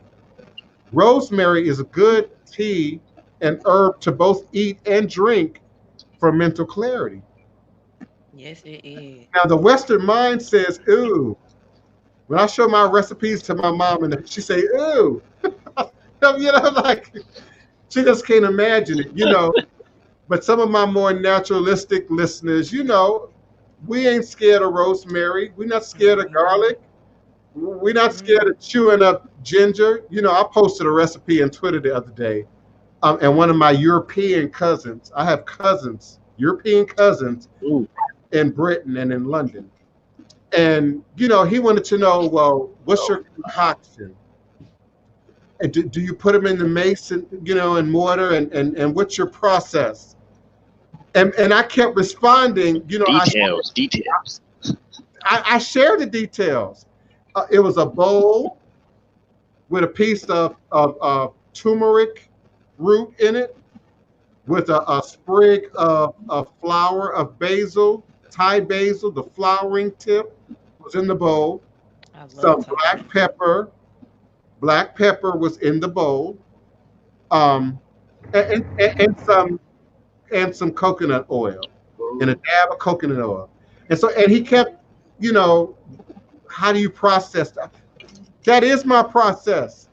I had to come back and say I eat it just like that. I had to say I eat one piece and I put it in my mouth, and then I go back for the basil and I put it in my mouth and chew it. I mean, but that's my process. Right. I'm not mashing it up. I'm not mixing no potions. There are Straight up. things that require a potion. Yeah. There are things that The require. mouth and the saliva in your mouth is a processor. Your mouth is a life is a processor. It's potion. literally the enzymes in your mouth. It breaks up food naturally. But Stomach enzymes come up and get watered down in our saliva. So But we're in the West where we believe everything has to be cooked. Everything has to be processed. The average black family overcooks their greens, overcooks their green beans, overcooks your produce, till it's a mush, till you've boiled all the nutrients out of it. And that's why Big Mom and them swore by the pot liquor. Because those nutrients, just like the juicing process, will be in that pot liquor. I see your faces all right. Pot liquor is what's in the bottom of your greens. That's the best part right there. Your collard greens and your turnip greens, that's the pot liquor, y'all. And back in the day, they would put pork in it, but I'm not a pork eater. I don't support pork. But back in the day, when they ate pork, our people, even the pork was different. It Even was. the beef was different. Even the chicken was different. Everything was different. Somewhere in the 80s, I could taste a change in the chicken. That was the first sign to me that something was wrong. Yeah. The chicken was Yeah, in my mouth, and the ground beef stayed red too long. Then I saw, not to throw Tyson chicken under the bus, but them chickens don't cluck. I know because I pick them up. You better ask yourself, why I ain't these worked in chickens clucking? a meat factory. That's why I know exactly what you're talking about. I remember one of the first Tyson Yeah. scandals back in the day. But I forgot what I was going to say now. But the whole texture of our meat have even changed. So if you were born after 1979, you might not know the difference. If you were born after 1984, you might not know the difference because you're used to eating that food. You're used to eating that produce. But some of us who are a little bit older recognize the shift. And then programs like 2020 and Dateline, NBC, started these scandalous stories about how they use carbon dioxide, for instance, to keep your ground beef and your steaks red. They pump carbon dioxide under that plastic wrapping. You pumping something of it in To there. no, this is true now, to keep your meats red longer. Now, Carbon is red, actually. That's why it is being pumped in there. Of course, they got caught, and we tweaked the regulations, and now we have people who go out and monitor, but we know that they can't monitor everything all the time. They They not can't monitoring it all the time. and they make a shift over here, they make a change over there. So maybe they stopped doing carbon dioxide and then they moved on to hormones, steroids, It's something. in your food. So that's what sort of got me to back off of being a meat eater. That liquid carbon is actually red. If I could show you these pictures that I take pictures. We're not supposed to take our cameras in there and take pictures of some of these places I pick up from, but there's a big silo, a big tank, a little bigger than my truck, where they keep the liquid carbon that they pump into the factory. As a matter of fact, before I leave most of these places, they pump that into the back of the truck to keep everything fresh, and they seal it, and it's double sealed until I get to where my destination is. They don't want you to go in there because you can die of the poisoning from breathing in the fumes from out of the back of the truck. Wow. It's a giant freezer. You can go back there for 5 minutes and you'd be laid out. They have to hopefully unstick you from the floor because you're frozen to the floor too, to drag your silly self out of that truck because you decided, oh, I need to put my load locks in. Well, they just put carbon dioxide in there. You might want to stop that. The Goddess Initiative is talking about the sweet potatoes, and she's suggesting that an older told her not to buy the big sweet potatoes, but what I want to add to that is they're all sweet potatoes. We try and call them yams. We try to make a distinction, and the reality is it's all sweet potatoes. You'd be hard pressed to find or locate a yam in the U.S. without going back to West Africa. So she might be, the older woman might be suggesting that the bigger sweet potatoes might be pumped up from hormones and chemical production. I know as an organic grower that if you feed your produce, your vegetables, even your herbs, the right meals, the right nutrients, they will indeed grow and will grow sizes that you will not see in a store. But often when you get that type of development in a commercial establishment like a store, then she's probably suggesting that there's chemicals and hormones involved that you would not want to eat. I've grown cucumbers bigger than I can demonstrate on this video screen, like 4 and 5 foot long cucumbers that would twirl and take shape. But they were completely organic, that I grew it in my own yard. If I can add to that one, like I was saying, it was a little while ago on the show. I was talking about how Dole uses the what chemical was that? The chemical found in most fruits that produce this chemical lets the fruit know to stop growing and start the rotting process. Well, they use that chemical to spray on certain other foods to make their growth more formal, to be more militant, or not militant, but more.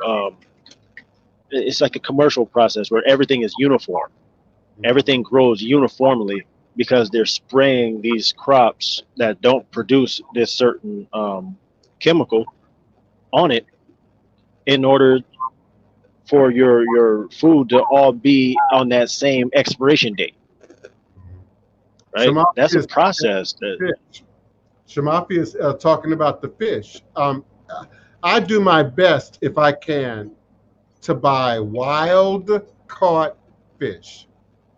When you go in your market, when you go in the grocery store, the first thing I say is, because you got to go to the counter, you got to go to where the ice is. So if your store don't have fish on ice, don't have the butchers back there ready to cut up your fish, you might be shopping at the wrong store. I only buy wild caught fish. Even if it's frozen, it's got to be wild caught. I don't trust the fish farms, Shamafia. I just don't. I got family in Mississippi. I got family in Louisiana. I drive back and forth through those fields, through those highways all the time. And many of you see those little ponds off the side of Highway 55, or off the side of the road, like little square ponds. Those are fish farms. And within them is generally catfish and tilapia, farm-raised catfish and tilapia. And they feed them the nutrients, the hormones, whatever they're going to put in their particular process. That's what those fish are being raised and produced on. I don't eat tilapia at all. I was obsessed with tilapia back in the early 2000s until I was better educated about farm fish. So now I will only eat, if at all possible, wild caught fish. Wild caught. Can be farm raised. Are we frozen? Are y'all with me? I'm back. I I'm had to still go get here. some water. All is a blessing. Let me check my phone lines because now I have hands raised. Oh, I had something I wanted to add to what y'all were saying. Okay, well, go ahead. Hello. Hold on, phone. Hold on, caller. Just give me a second. Let the sister talk first, and then I'm gonna go to area code 818. Go ahead, Azurite. So to add a little to what was said as far as the meat and the produce and all of that stuff. So just a quick little snippet about me. So I just moved back from Las Vegas. I was working as a poker dealer. And when I got back, I'm like, all right, so the Oh, I'm world is in sorry. chaos. Can you hear me? Yes. Okay. The world is in chaos. What am I gonna do? So I was like, okay, I need to get in where I can see what's going on with our food, right? So the first job I ended up getting was working in produce, where I had to, like, my job was to put the fruit and stuff in plastic. And I literally got let go because I refused to sell moldy strawberries to the general public. Like, they literally wanted me to take out the moldy strawberries, rinse off the mold off the other ones, and put them back in there, and then take them out to the floor to be sold. And I was like, I can't do this. Like, I cannot do this. Like, this is not gonna work for me. It was just so much stuff that I was seeing. I was just like, I just felt shocked. I was like, what am I supposed to eat? Like, Yeah. this is what y'all are doing? Like, and so then I'm like, all right, so that happened. So I tried to recover a little bit from that one. Then I went and got a job working with meat.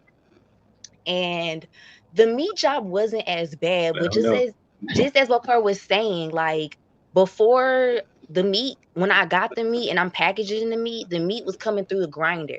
You know what I'm saying? So I don't see what the meat looked like before it come through the grinder. I don't see the chickens, because we wasn't doing chickens, we was doing beef. So, and it was supposed to be like, this is like the place I was working was like the most luxurious meat. Like this meat, like if you find it in the store, the patties are like 13, 15, $20 for like 2 patties of this stuff. Like, Blog Talk Radio. so, Hold on with me. I'm coming to you momentarily. Don't hang. so Go ahead, when you sister. when you see it, like when I'm working at the spot, first off, it was kind of hard for me because it was like a lot of blood everywhere. Okay. But it was, to me, I'm like trying to understand and wrap my head around the fact that I'm like, okay, so we got food and stuff that drop on the floor.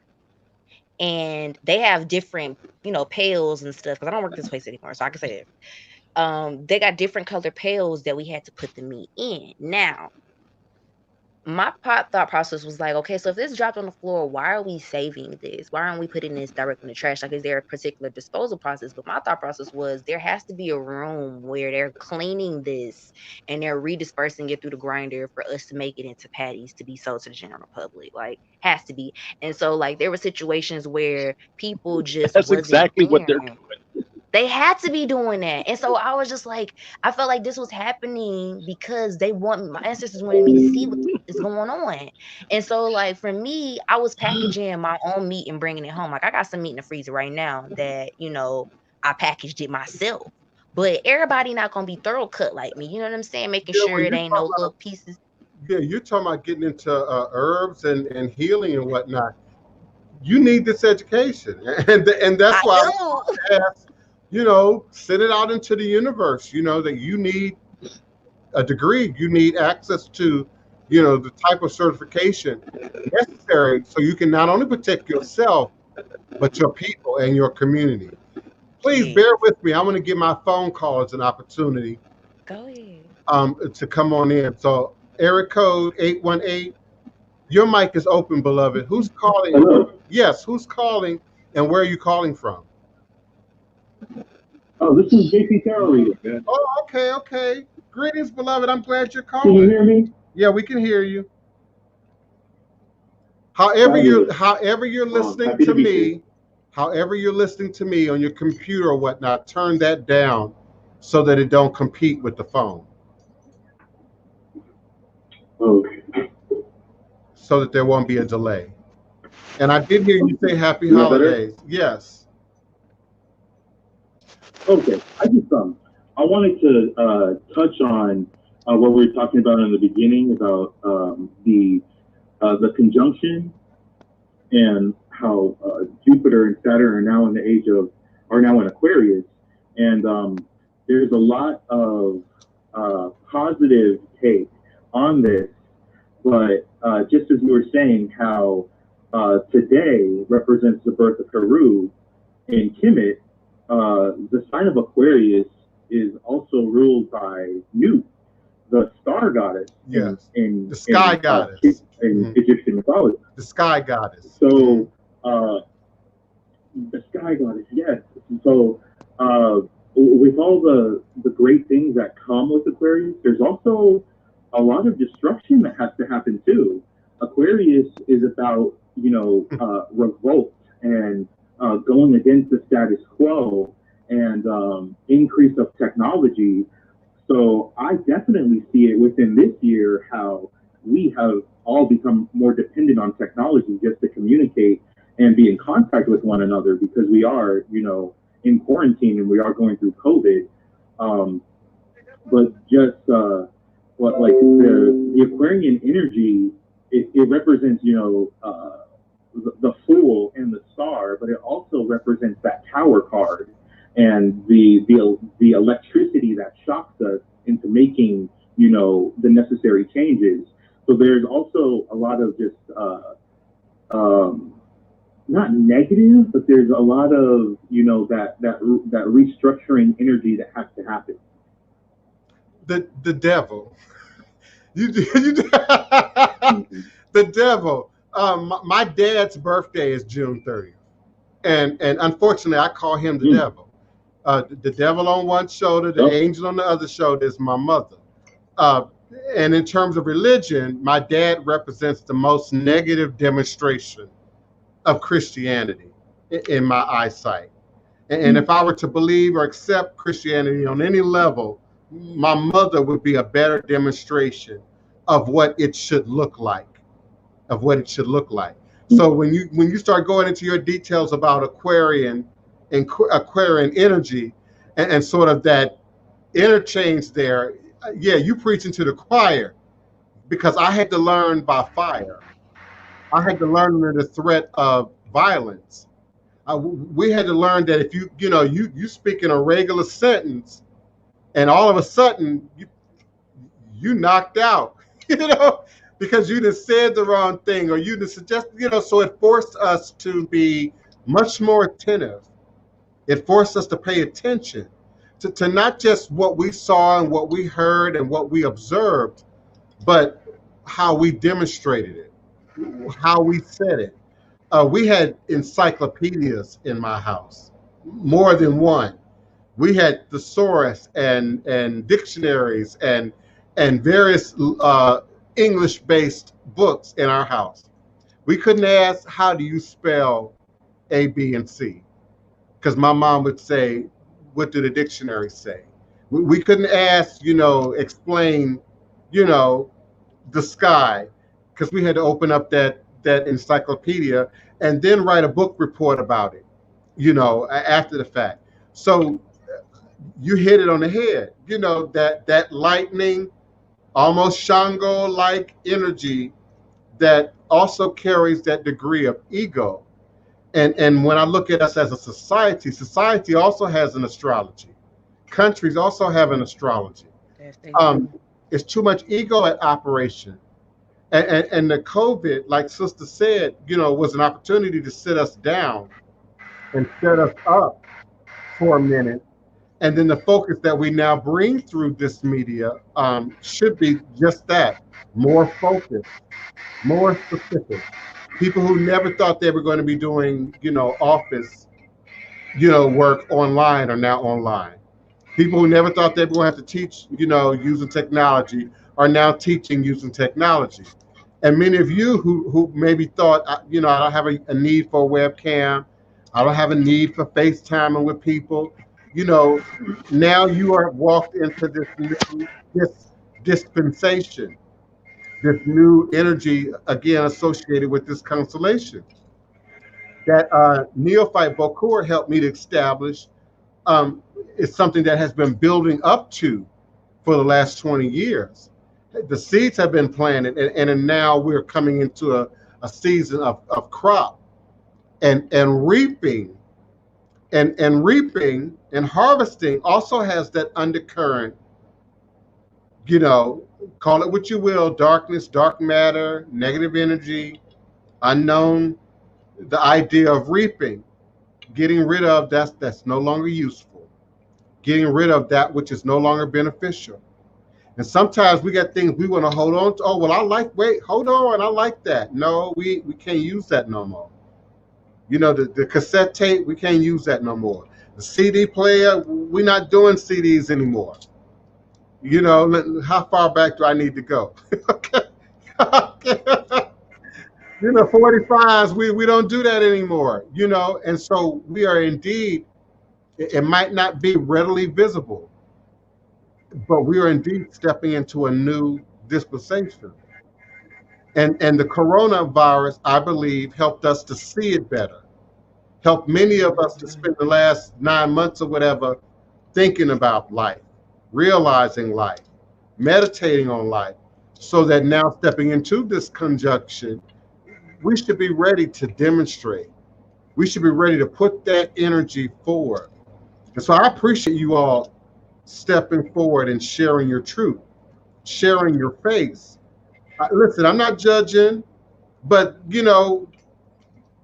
not showing your face, not showing your identity, not being fully present, in social media, that is so 1990s. Okay. And we're now going into a time when, a photograph ain't important enough. I know for me, when I'm communicating outside the country, a picture ain't enough. Oh no, brother, oh no, sister, I need a webcam, and I need a webcam more than once. Do you got a YouTube? You got some videos where I can match your face and your voice and your, let's put it together. Because the reality is, for my audience who was here before the show, who saw that video, the brother was talking about DNA and all the pros and cons of that. All your information is already out there. Big Brother is already in effect. You've been sitting back waiting on Big Brother. Big Brother didn't happened already. Especially people of my age group who are waiting on the Jetsons to happen, who are waiting on Big Brother to kick in. It had already kicked in. They already know where you at. They already got your information. They already got your IP address. Your device, your phone, your tablet, your laptop, it's already marked. We already carrying the mark of the beast. We are. You got a social security number, you got a credit card, you got an ID number in your country. I don't know, y'all don't have social security number, so you might have an ID number. It's attached to your location. I know in Nigeria right now, they're trying to force through legislation the attachment of what we would consider your social security number to your device, to your cell phone, your laptop, etc. They're doing it through Facebook here. Oh yeah, it's gotten that real. And we think of the quote unquote Nigerian scam, which is really bigger than Nigeria. Nigeria gets blamed for it. It's bigger than Nigeria. Have you watched Trafficked on Nat Geo? New program called Trafficked. They did a whole thing on Jamaica the other week. Baby. Talking about Jamaican scammers, and they're scamming for your heart. They're your new boyfriend, your new girlfriend you done just met online, who's having a hard time. They might need a few bucks, might need a new air conditioner, might need and they're looking for the big money popping. That's what they say in Jamaica, big money popping, which mean Americans, and typically white Americans, but they're coming for Black Americans too, because y'all have a lot of extra, you degreed, educated Black Americans who work for the gas company and phone company and educators and work for the government. Y'all have a nice little income. And the Jamaicans and the Nigerians and the Ghanaians and in Israel, it's a big industry in Israel where they're scamming you out of your money. Scams, typically for your heart, which is the most saddest one of all, in my opinion. That we're so in need of love and companionship and romance that even countries away, and then you're going to sell your mama's antique wedding ring. Then you're going to put a lien on your house so you can get a loan and send it to the voice in the phone in another country. It's a really sad state on who we are as people. And I think sometimes in my community, we like to say, well, we're not them. We're not the white people. We're not like, but we got our own shit. Yes, we got our own stuff, and people, again, identify us as Americans first. They see us as American first. See, we do the, come on, blood, come on, Black. We all African, but we're not all the same tribe. And so in their mind, we Americans. Yeah. So, the idea I'm going to go here and there and get my initiation and get my culture back. No, you can do that right here. Right here. We are right here. And there are practitioners. It might not be me, but there are other qualified practitioners right here in America to help us to reconnect, to repatriate, to go back to the motherland here first. Here first.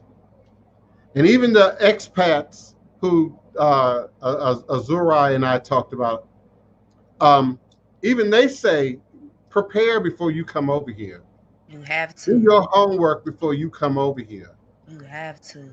Know what the heck you looking at, Gambia, Nigeria, Ghana, before you come over here. Know some ethnic groups and their history before you get here. Know the village before you get here. And so some of those that are over there that are... Know who? Come on in, bro. Know your know your Louisiana before you go to Please, because Louisiana. that's a big thing. Thank you for Same mentioning thing. that because there's a lot of people that go visit and they think that everything's sweet when they go to New Orleans, but it's Okay. like you don't have to understand which territory you walking into. The indigenous people of Worse than that, Louisiana, hold on. Worse than that, they think it's all in the French Quarter. they do. All into the French Quarter. Now if we were in, They Word. do. hold on, let me give out my PSA. Phone caller, area code 214. I'm coming to you next. So please don't hang up. Be Okay. patient with me. But yeah, they think everything is in the French Quarter. They do. And oh well, I came and I looked for you. No, you didn't look for me because I'm Correct. easy to find. Anybody in this chat will tell you I'm real easy to find. Okay, I don't even want to admit how easy I am to find. My house address on Google. Okay, but I live in the hood. So y'all can think y'all gonna roll up unannounced if you want to. Okay, but I'm easy to find. So when they say, "Oh, I looked for you and we looked for the voodoo," but you never came into the community, never came into the neighborhood, but that they know where the food is, they know where They the do. restaurants are, they know, because there's millions of dollars of tourism behind that, millions of dollars of advertisement from the time you get off the plane to your hotel and back. That's already mapped out. Yeah. Culture ain't mapped out like that. No, Culture it's might not. require more than a day. Culture might require you getting an appointment with the Divine Prince 2 weeks, 3 weeks before you get here, Okay. rather than knocking on my door and thinking I'm going to stop doing my live broadcast to come out and, which is what happened today, to come out and I mean, come on. When would I have time to do the Travel Channel? When would I have time to do PBS? If I was just, and see, they're talking about Jackson Square. You got homeless people in Jackson Square that are out there 24 hours a day, rain or shine, Yep. to do tarot reading, fortune card reading. Yeah. And so people think I'm uppity as a reader online. But that's what I'm comparing this to. I'm not a Jackson Square reader. I'm not a fortune teller in the, rented storefront, from some foreign country that's looking to rip people off. They not That's even from there. It's not who I am, but people trust that. People depend on that. Caller, I'm sorry, beloved. Come on in. Area code 214. Prince Divine. Greetings, beloved. Thank you so much for calling in. Come on, turn. Sean Law. How you doing, baby? I'm doing great. Turn your computer down. Just listen through the phone. I hear you. I'm listening to the phone. Okay. I just have my headphones on. That's all, baby. Oh, okay. What's your question or comment? Actually, I needed to know, did I just hear you say that it was baby girl's birthday?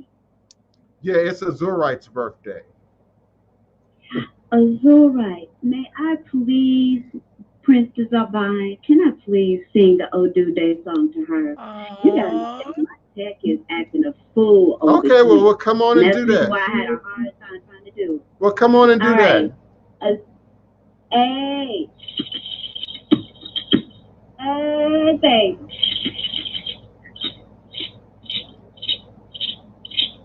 Ojunde, Ojunde, Ojunde Amayo. Ojunde, Ojunde, Ojunde Amayo. Ojunde, yo, Ojunde. Ojunde, Ojunde, Ojunde Amayo. Ojunde, Ojunde, Ojunde Amayo. Ojunde, yo, Isaiah. Ashe. That was good. Hey, that was beautiful. Thank you so much. Asheo. Yeah, we're from If I didn't have I kept and clapping I my listen to hand. you every now and when I get a chance. And Spirit just told me to come and listen to you this afternoon, baby. Well, And thank I'm you. glad I did. I'm glad I did.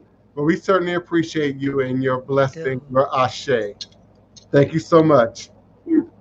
My audience will Yeah, tell you, I beautiful swear thing. by And Yami. There's no power greater than Iyami. And remember, you heard it. And just to let you know, y'all have made me so happy today. You put me back. Oh my God. I ain't knocking on 50, and I'm just saying, Lord have mercy. This brother just told everybody everything about us old folks. Yes, indeed. Yes, indeed. You did. We need to be enlightened. I love that. Huh? That we need to be enlightened. We don't know a lot about our elders, so we need to know what y'all been through and what y'all overcome and how y'all are empowering us. Right now, I can't even say that's for a story that me and his grace here is gonna have to have a long personal talk about one day. But we're doing very good here in Texas, and my family is in Louisiana and many parts. So I give thanks for the knowledge. And you did give me a good blessing of letting me know that I am finishing up what I started. So I give thanks. You made me give that. I got to get the books going now. Yes, you got to do it. You got to do it. This is the season. I got to do the books. And this is the season. And listen, talk among yourself. I have to answer the door again. Yeah. That was your whole solar return on the day that we find ourselves going into this transition. I mean, how special is that? I know. You know? I mean, that's a powerful thing. That's like the Mayans, the Olmecs. I have say Mayan ancestry. Aztecs, right? But if you've got the Mayan ancestry, right, you go dig down into that, you're going to find that the source is Olmec, right? Yeah. That means that every major population of native tribe in the Americas branch off from the Olmec, right? But at a separate timeline than the Aztec and the Mayan. The Aztec and the Mayan stayed in the south. All of the other branches of Olmec went out and became the mound builders and then branched out from there. Right? So when you're trying to figure out, I mean, because I'm pretty sure you're going to come to that dead end like everybody else comes into a dead end when you're looking into your culture, trying to figure out, okay, well, yeah, it may have been this tribe from like the Hopi or something like that, or the right. Szechuan or something like that. These cultures have 3 different branches or lineages that come from Olmec. They separated. The Aztecs and the Mayans have a traditional story about the 3 hawks: the red hawk, the white hawk, and the black hawk. Right? Mm-hmm. But they're actual peoples that branched off. And if you look at follow your rivers, you'll see where they went to and why they're different, why they spoke different languages, and why one of them spoke Hebrew, which is like really weird. But it's a native tribe that spoke Hebrew, but it was a different dialect. There's where you're going to find yourself being able to get out of that dead end. It won't be a dead end after that. The dead end for me is because, like, okay, so my family, like I said, I came from Las Vegas, where I was on a reservation. I met with my ancestors and my elders there. And their riverfront there is the Colorado River. Now, my biggest thing was I was like, okay, so they came from here, from Atlanta, New Orleans area. Like, they came from here and they went out there, but how did they get there? You know, like, I know they didn't all travel on foot. So I was trying to trace where the river was, because a lot of them travel by water. I was trying to figure out where that is. Said, when I look on the map, it's not on there. I would suggest that there. I'm gonna give you a big. They walk. They travel by water. They travel by horse. They did what was ever necessary, to reach freedom. I'm gonna give you two big clues, 2 very specific clues. The Buffalo Soldiers that founded Route 66 is going to be how you find yourself getting out of that dead end. Okay. Buffalo Soldiers are the ones the black Buffalo Soldiers are the ones that helped expedite your culture to get over to where it is. 1905, the Colorado River Dam broke and created the Salton Sea that we know of in California. Okay. That native tribe, which is more than likely your family, got flooded out under 100 feet of water, where it is. which made I know that exactly Dead where it Sea is. off of the 86 and the 111 in La Quinta or Coachella, where they have that big concert. That sea down there, that lake down there, that wasn't a lake, it was a river. Yeah. 1905, I think personally that they did that on purpose, but you'd have to access the Union Army records for that. Yes. They did. Right? No, I actually just so happened the train destroys on top of the dam. Right? Because they built the Hoover But Dam, and then they flooded the city out. They flooded the city out, but before they flooded the city out, the Mormons had tried. They were fighting the indigenous people there for the land there, and now it's just kind of dried out. And now they're trying to like flood it open again with the water from the dam, but the indigenous spirits there won't let them do it. I forgot where it is, but I know exactly what you're talking about. Right. They're doing a very similar thing here in my ancestral family's land on my father's side in Mississippi. And so there's this little town, Louise, Mississippi. You can tell by the name that my ancestors had roots in this part of Louisiana and then moved further up the Delta and created Louise, Mississippi. And it was recaptured by the government as swampland. It's turning into a swamp. So they moved the entire village to the other side of the highway. And now that land is being redeveloped for something else. So that's a common story. Another place you might want to look is at natural parks, which have trails like Natchez Trail, for instance, which is a very historic trail that we sort of now look at as a recreational area, but was really the indigenous people's way of moving around between Mississippi and the northern areas, and then of course ultimately Louisiana. And so these places get covered over, with architecture, they get covered over with history, they get lost in the common language of things. But that ability to move around, from here, meaning New Orleans, literally all the way into Canada, Nova Scotia, British Columbia, was achievable to many of our ancestors. And we just don't know the story. Yeah. We just don't know the story. It's a lot of Black people in Canada. And I don't mean recent Black from like the Caribbean. No, who've been there 100 years. Yeah. 200 years. Right.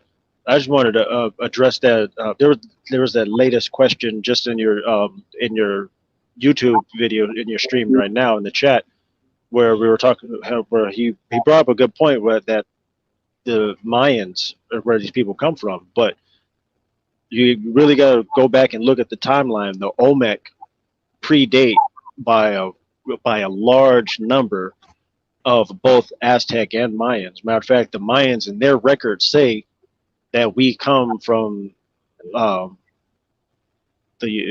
old teachers. The old teachers were Celtic, is what they say. Right. Which are the Olmec.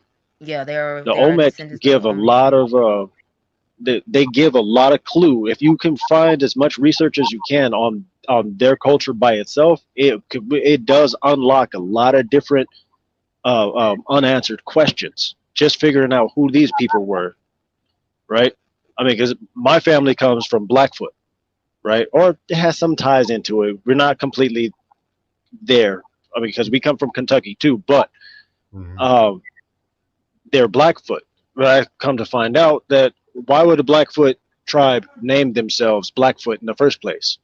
Right. It was the French that were actually doing business with them that named them the Blackfoot after their after the moccasins that they were making. They would burn the rubber that they would put on the bottom of their moccasins, in which they called themselves Blackfoot. They sold a product that gave them their name. And then when you start really looking at stuff, start looking at the different Native American tribes, you'll find out that they all have similar names, naming sequences like that, where it was outsiders that gave them that name that we know now, like the Sioux, right? A lot of their names are Swedish. Like, why the fuck would a Native American have Swedish names? Because it was the Swedes that went up the river and settled in the north. Yeah. Right? And pushed the Sioux down.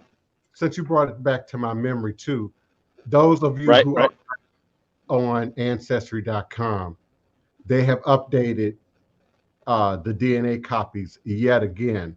So the indigenous footprint in the Americas is now much stronger in Ancestry.com than it was before. So if you haven't checked your Ancestry.com in the last 30 days or longer, you need to go back in there again and see now where they are defining indigenous Americas with a great emphasis on the Southwest and Mexico. And then they have indigenous Eastern South America, Brazil, and the surrounding countries that touch Brazil just to the north. And of course, Central America is its own demographic. So my new bloodline increased in the indigenous Americas among the Southwest and Mexican population. It also increased in the indigenous Eastern South American population where Brazil is. And I would like to take note that when I was a youngin' out in California back in, I don't know, I'm gonna say 1986, I was in a shelter in Santa Monica, California. If any of you know Santa Monica, it's a very wealthy, rich retirement kind of place. But if you know the beach, you know, homeless folks hang out at the beach at Santa Monica. And back in the 80s, there were, systems in place. So I never had to sleep out on the beach, but they had this beautiful shelter in Santa Monica. And, a good idea would be steak and lobster and, just great food and great resources, as you would expect from a wealthier population. A used suit would be a brand new suit, 3-piece, with a cover coat to go with it. I mean, this wasn't your Salvation Army. And so there was a witch there from London, from the UK, and she read everybody in the shelter. And one of the things she said was, I would not be able to avoid two demographics of people. One was dangerous people, and the other was highly favored people. And both of those things run true. For obvious reasons, I won't list all the dangerous people that I know, but I know quite a few. And of course, I also have celebrity contacts and really well-to-do people. But Brazil was a place that she narrowed in on the reading that I would have a intimate relationship with.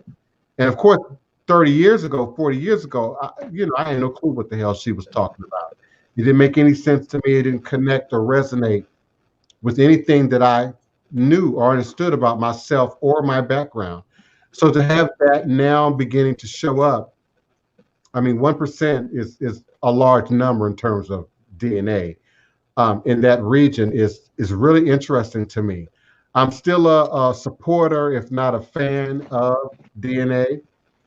As I shared before the show, I know there's a lot of controversy about DNA, about how DNA is being used, about how DNA might be used in the future. I get it. And my ears aren't necessarily closed to conspiracy theories.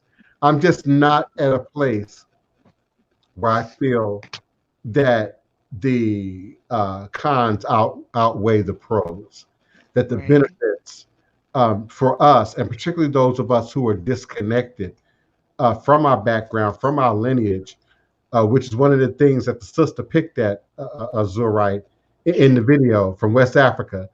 Y'all don't know y'all's family. Y'all don't know y'all's lineage. Y'all don't know where y'all from.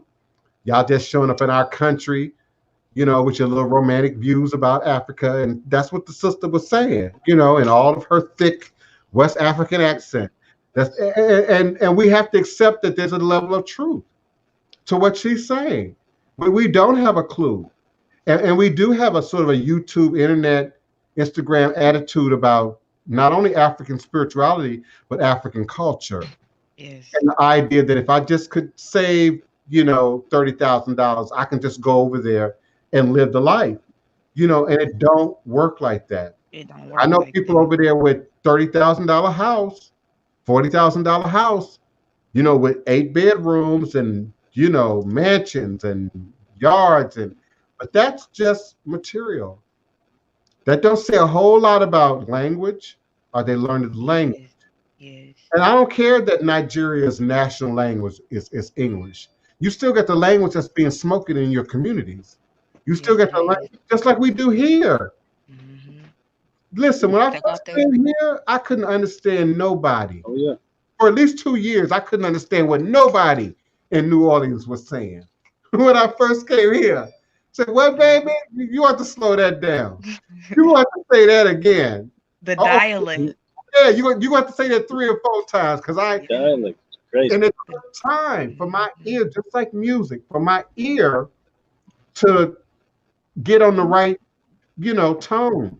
So it's more than just saving up, you know, $20,000 and leaving the country. And I hear you. I don't want to call out anybody in particular, but I hear you. I just wanted to leave. I just wanted to go. I had my fill of America. I just couldn't see one more, you know, racial base. Okay, I get it. And I support that. I do, honey. If I had it like that, maybe I would flee like that too. But I think I would be better prepared on the other end. I would have to know where I was going. I would have to know there. Yeah, and what's there and what's to expect from more than one perspective. Because I'm also seeing, you know, rallying around a particular group, a particular person, a particular individual, and then expecting them to sort of be your new messiah in the new land, which in this case would be West Africa, and they just gonna help me get everything together. And I value the experience of those who are already there, who are willing to do that in truth. But we're also seeing examples of people with their own agendas. They do. And that's a whole nother thing. Now, that one brother who got killed, he left land. Somebody help me out. Wasn't it something like 400 acres? Am I exaggerating? I'm gonna have to look into it. They were just talking about that on another page earlier this week. His land. Go ahead. Just talking about that. Go ahead, Neophyte. Now they're trying to sell his land. Yeah, not to deviate from it.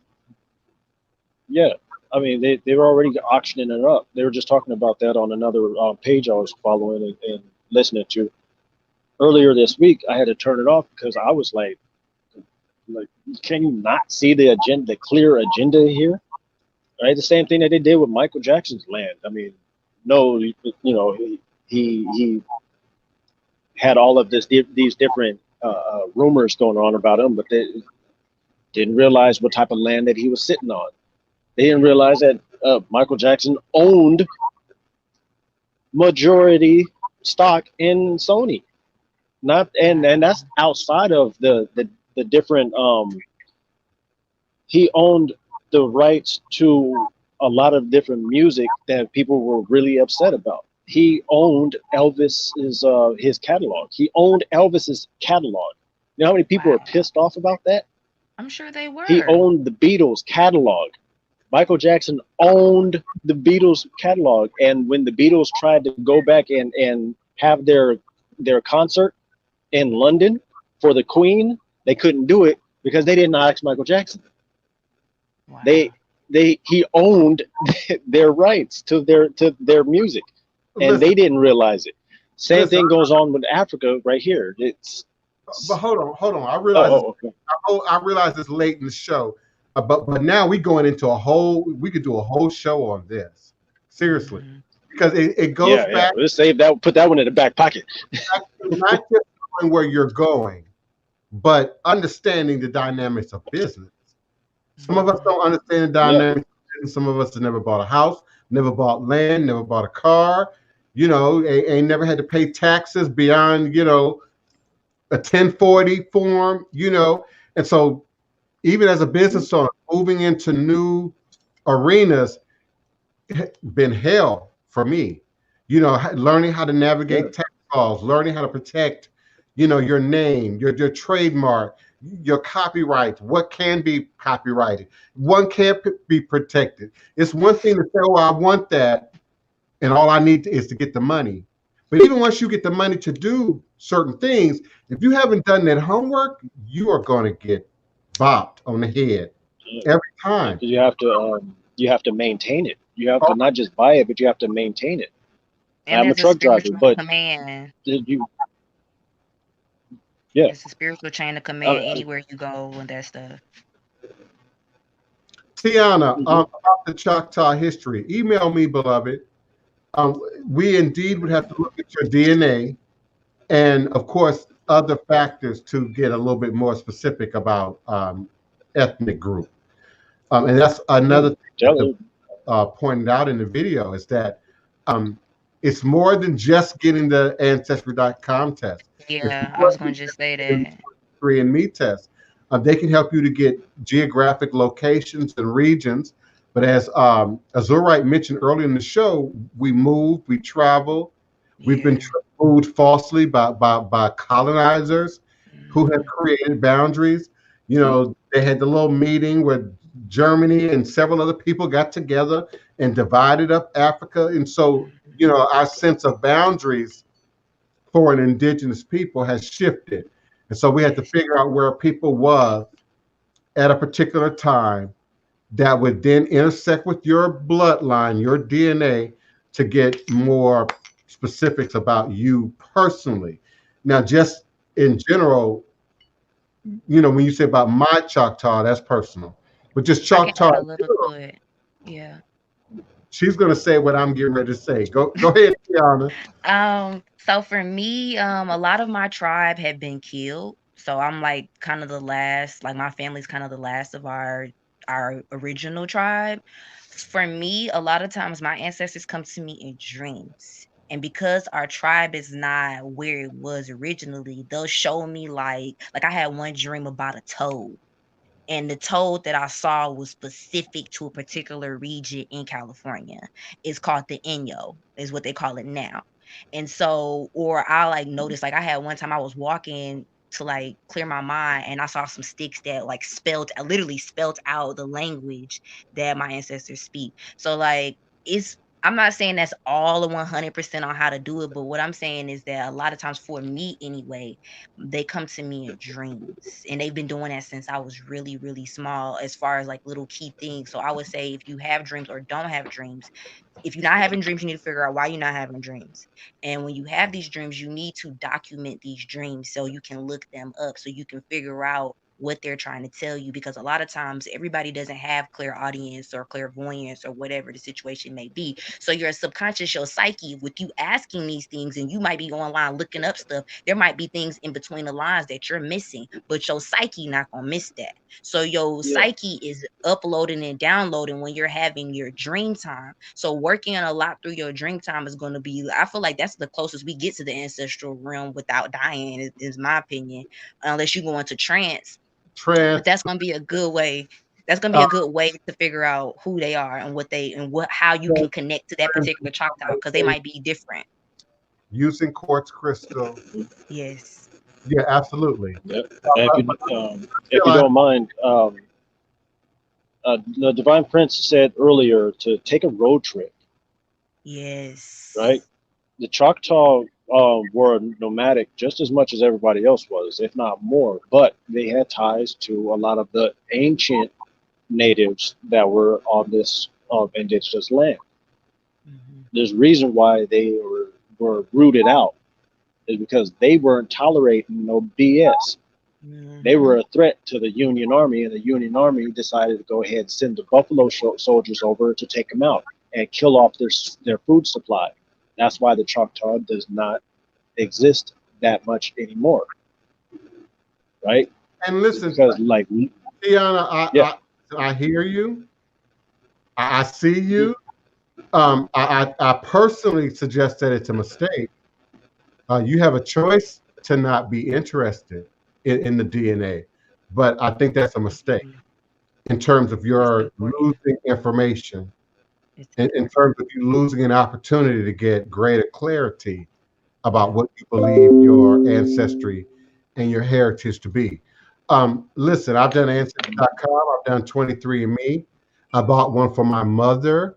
I bought one for my sister Wapani. My mother had 2 children. My dad had somewhere upwards of 20 kids. But my mom had 2 kids.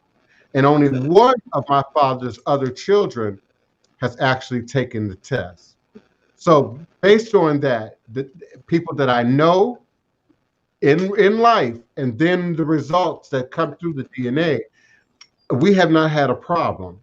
And in fact, I'm now meeting first cousins. I just met my second first cousin using Ancestry.com that I had no knowledge of whatsoever. Never heard her name, never heard the last name, never heard the family name, didn't know who her parents were, et cetera, et cetera, et cetera. Only to find out that her dad, I guess I'm spilling the beans, is my mother's brother and had a daughter he ain't know nothing about. What? This daughter's 60 years old. She's 60. The beans are spilled now. She's 60 years old. Y'all hear me? She is 60 years old. Looking for didn't know any of it. Looking for her connection, looking for her relative, looking for her heritage. And she always knew, like many of us in this room, that she was the odd one. She was the different one. She was a little bit more indigenous, a little bit more African, a little bit more spiritual, you know, only to find out that she and I was first cousins. Only to find out that we had so much in common, it was scary. She's a spoken word artist. I'm going to have her on here. When I get her comfort zone up, I look forward to that. Yeah, her name Yvette Mosaic. And we met through Ancestry.com. I'm talking about, now that's a close relative. That is. That's real close. People looking to, to fulfill their genealogical past. And I get that. That's why I went there, to fill in those dots back to Africa. But it's so much stuff in the middle. It is. We've been taught to deny and overlook and be sleep on, and it often dies. She said that just the other day. So many lies died with her mother.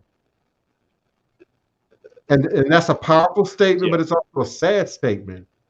Don't let the lies die with your mother, your father, your grandparents. No. Don't let the mysteries die. And if they're living, find out. Try to at least. Yeah. Yes. And I know for some people that's a challenge. I'm challenged. Okay. I'm the first to admit I'm challenged. Me and my dad don't speak, period. But I know his family. My mom knows his family. She don't live that far from his family in Mississippi. And we connect, we meet, I've asked questions. Those in-laws, those wives that marry in, they are some of the best sources. The wives that marry your family. Go to your cousin, your uncle's wife. Ask her to give you, let's sit down and have a little drink. Let's have some tea. You'd be surprised what they will tell. That's some of the work you have to do right there. You're talking about the ones that are responsible for going in to dust the skeletons of the dust the dust off of the skeletons in the closet and make sure that the skeletons are still hanging up. Okay. those are the ones that got the secrets. And they're not the ones that's gonna put you on. Right. They're not always the most popular person in the family. No, they're not. It's a reason. Yeah, people like them, people don't. And sometimes you got to they're the ones maintaining the skeletons. And sometimes you got to leave the party, leave the banquet where everybody's sitting around and go to her house. Okay. or go to his house. Okay. Y'all might, smoke a blunt, and I was about to say, and tell you, I've gotten obituaries. I've got stories about go and bring the peace pipe out and pass the peace pipe out around. They never would have told me on their own that my great aunt told me, that my father's favorite cousin's wife told me. And that's how you get that information. That's how you get that detail. And I work with so many people, man, you just will have no idea how many people in this generation now are adopted or have absolutely no knowledge of mom and dad, period. Yeah. And using Ancestry.com, are using 23andMe. And it's challenging because Yvette say, a lot of what she thought she knew now, she now know a lie. That's what she said. Her mother died with a bunch of lies. And that happens a lot. She's that happens a whole lot. She's so connected to me. She's so connected to Wapani, my sister. She's so connected to my mom. And we've only known her now like a week. Wow. from finding out. You guys know that your DNA is saying otherwise. You need to be connected. It was anyway. intended. Yeah, it was intended for y'all to meet each other. Like it was like destined. Like that's some ancestral intervention for real. For real. But I'm glad y'all brought that up because like I've noticed a lot of my family and it feels like I feel like I got outcast for this because I'm like asking questions because I've had elders or ancestors that took secrets to their grave, literally, and then don't want people to visit their gravesite. And so it's like they don't think it's a big deal, but it creates like these gaps with the root chakra healing that needs to be done for me. I can't speak for other people. For me, like I found out I have Italian bloodline and I wouldn't have known that unless I had that one auntie that didn't care. She got mad one day and blurted it out. Intentions of hurting, but she really helped me because that answered a lot for me when I went to Las Vegas, because then I ended up meeting people that were like, you look a lot like my great uncle, whoever, you family. And I'm looking like, what? But not even knowing like these individuals, like you need that. You need that, whether it be the auntie, stepmama, stepdaddy, whoever the situation is, you need those. I will call them lineage breakers, and not in a bad way. When I say lineage breakers, it meaning whatever that barricade is to keep that skeleton closet, bolted up. They the ones coming in with the bazooka and like boom, boom, boom. We need this open. Okay, and whoever's in the way of those we need these bones being out here. Yeah, whoever's blocking that. I'm gonna say this, and I know I don't want anybody to take offense to this, but during COVID, I've noticed a lot of those people that have been upholding those secrets, a lot of them are passing. And not saying they passing from COVID, but it's like as if they had the unwell ancestors within them, almost to speak. And in order for that to be removed, they had to be removed too. And it might sound bad, but I'm just saying that's something I've noticed. Because it's like as if they weren't gonna, they were literally put here to keep those secrets dead. Like they were put here to keep the lineage from moving forward. And like I don't know if that's necessarily like from colonial times or slave master ancestry coming into the bloodline that's keeping those type of blocks up. But I just feel like it's like almost supernatural. Like why do you want us to not know who we are, but you look like me and you share the same blood as me? Like that don't logically doesn't make sense to me. I take responsibility, and I'm going to go soon, y'all. But I want to say, shadow work. Yeah. Undone, unacknowledged shadow work, and it's when we talk about ancestors and generations and lineage, and it's all out here. But the closer we bring that in to the center, is where the hardest part of the work comes, because most people don't want to go through the darkness, don't want to remember the pain, don't want to remember the negatives, don't want to remember what's wrong in their family, and then don't want to empathize, because then you get to the point where you have to put yourself in your mom's shoes, your father's shoes, your grandmother's shoes, no matter how much you have negative energy with a particular person. But you have to then, well, what did she come under? How was she abused? What ancestral memory was she carrying? You know, Yeah. she Most watched. people are Unfortunately, very close to the history. We like to look at it as something that happened a long, long, long time ago. Right. But lynching ain't that far removed. And it's still happening. Yeah. So those patterns now, that part. even by sort of scientific standards, exist in our DNA. Ancestral memory survives the DNA. PTSD survives the DNA. It Just like, does. just like alcoholism and drug abuse survive the DNA. It don't mean you're going to be a crackhead because your mother was a crackhead, but you damn sure going to have to make a choice.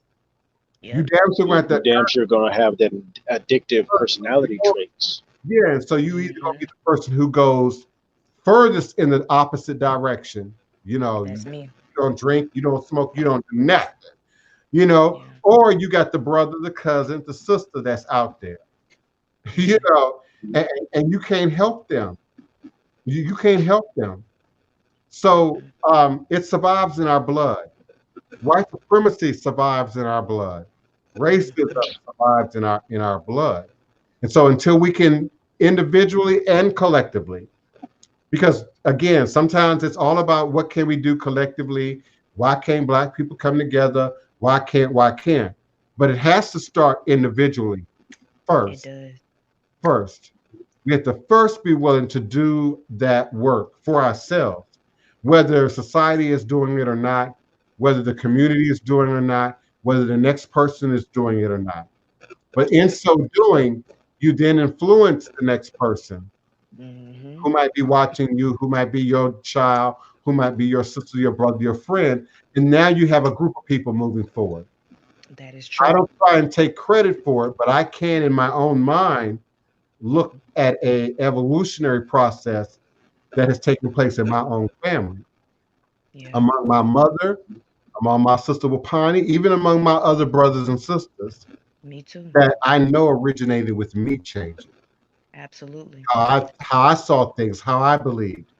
And the voodoo thing wasn't easy at first. Wasn't nobody trying to hear that. They was not trying to hear that. They was not trying to hear it. They cool with it now, but they weren't trying. They ain't got no choice. So you gotta find that strength. You gotta find that strength in yourself. See, some of y'all come looking for a community. Some of y'all come looking for a husband or a wife. And you go into culture, you go into Rasta, you go into Islam, you go into whatever you think gonna get you some dick or some pussy. You can't go in there for that. Keep it real, y'all. Keep it real. You can't go in there for that, okay? You cannot go in there for that. The first thing that everybody comes to the voodoo practitioner for is a love spell.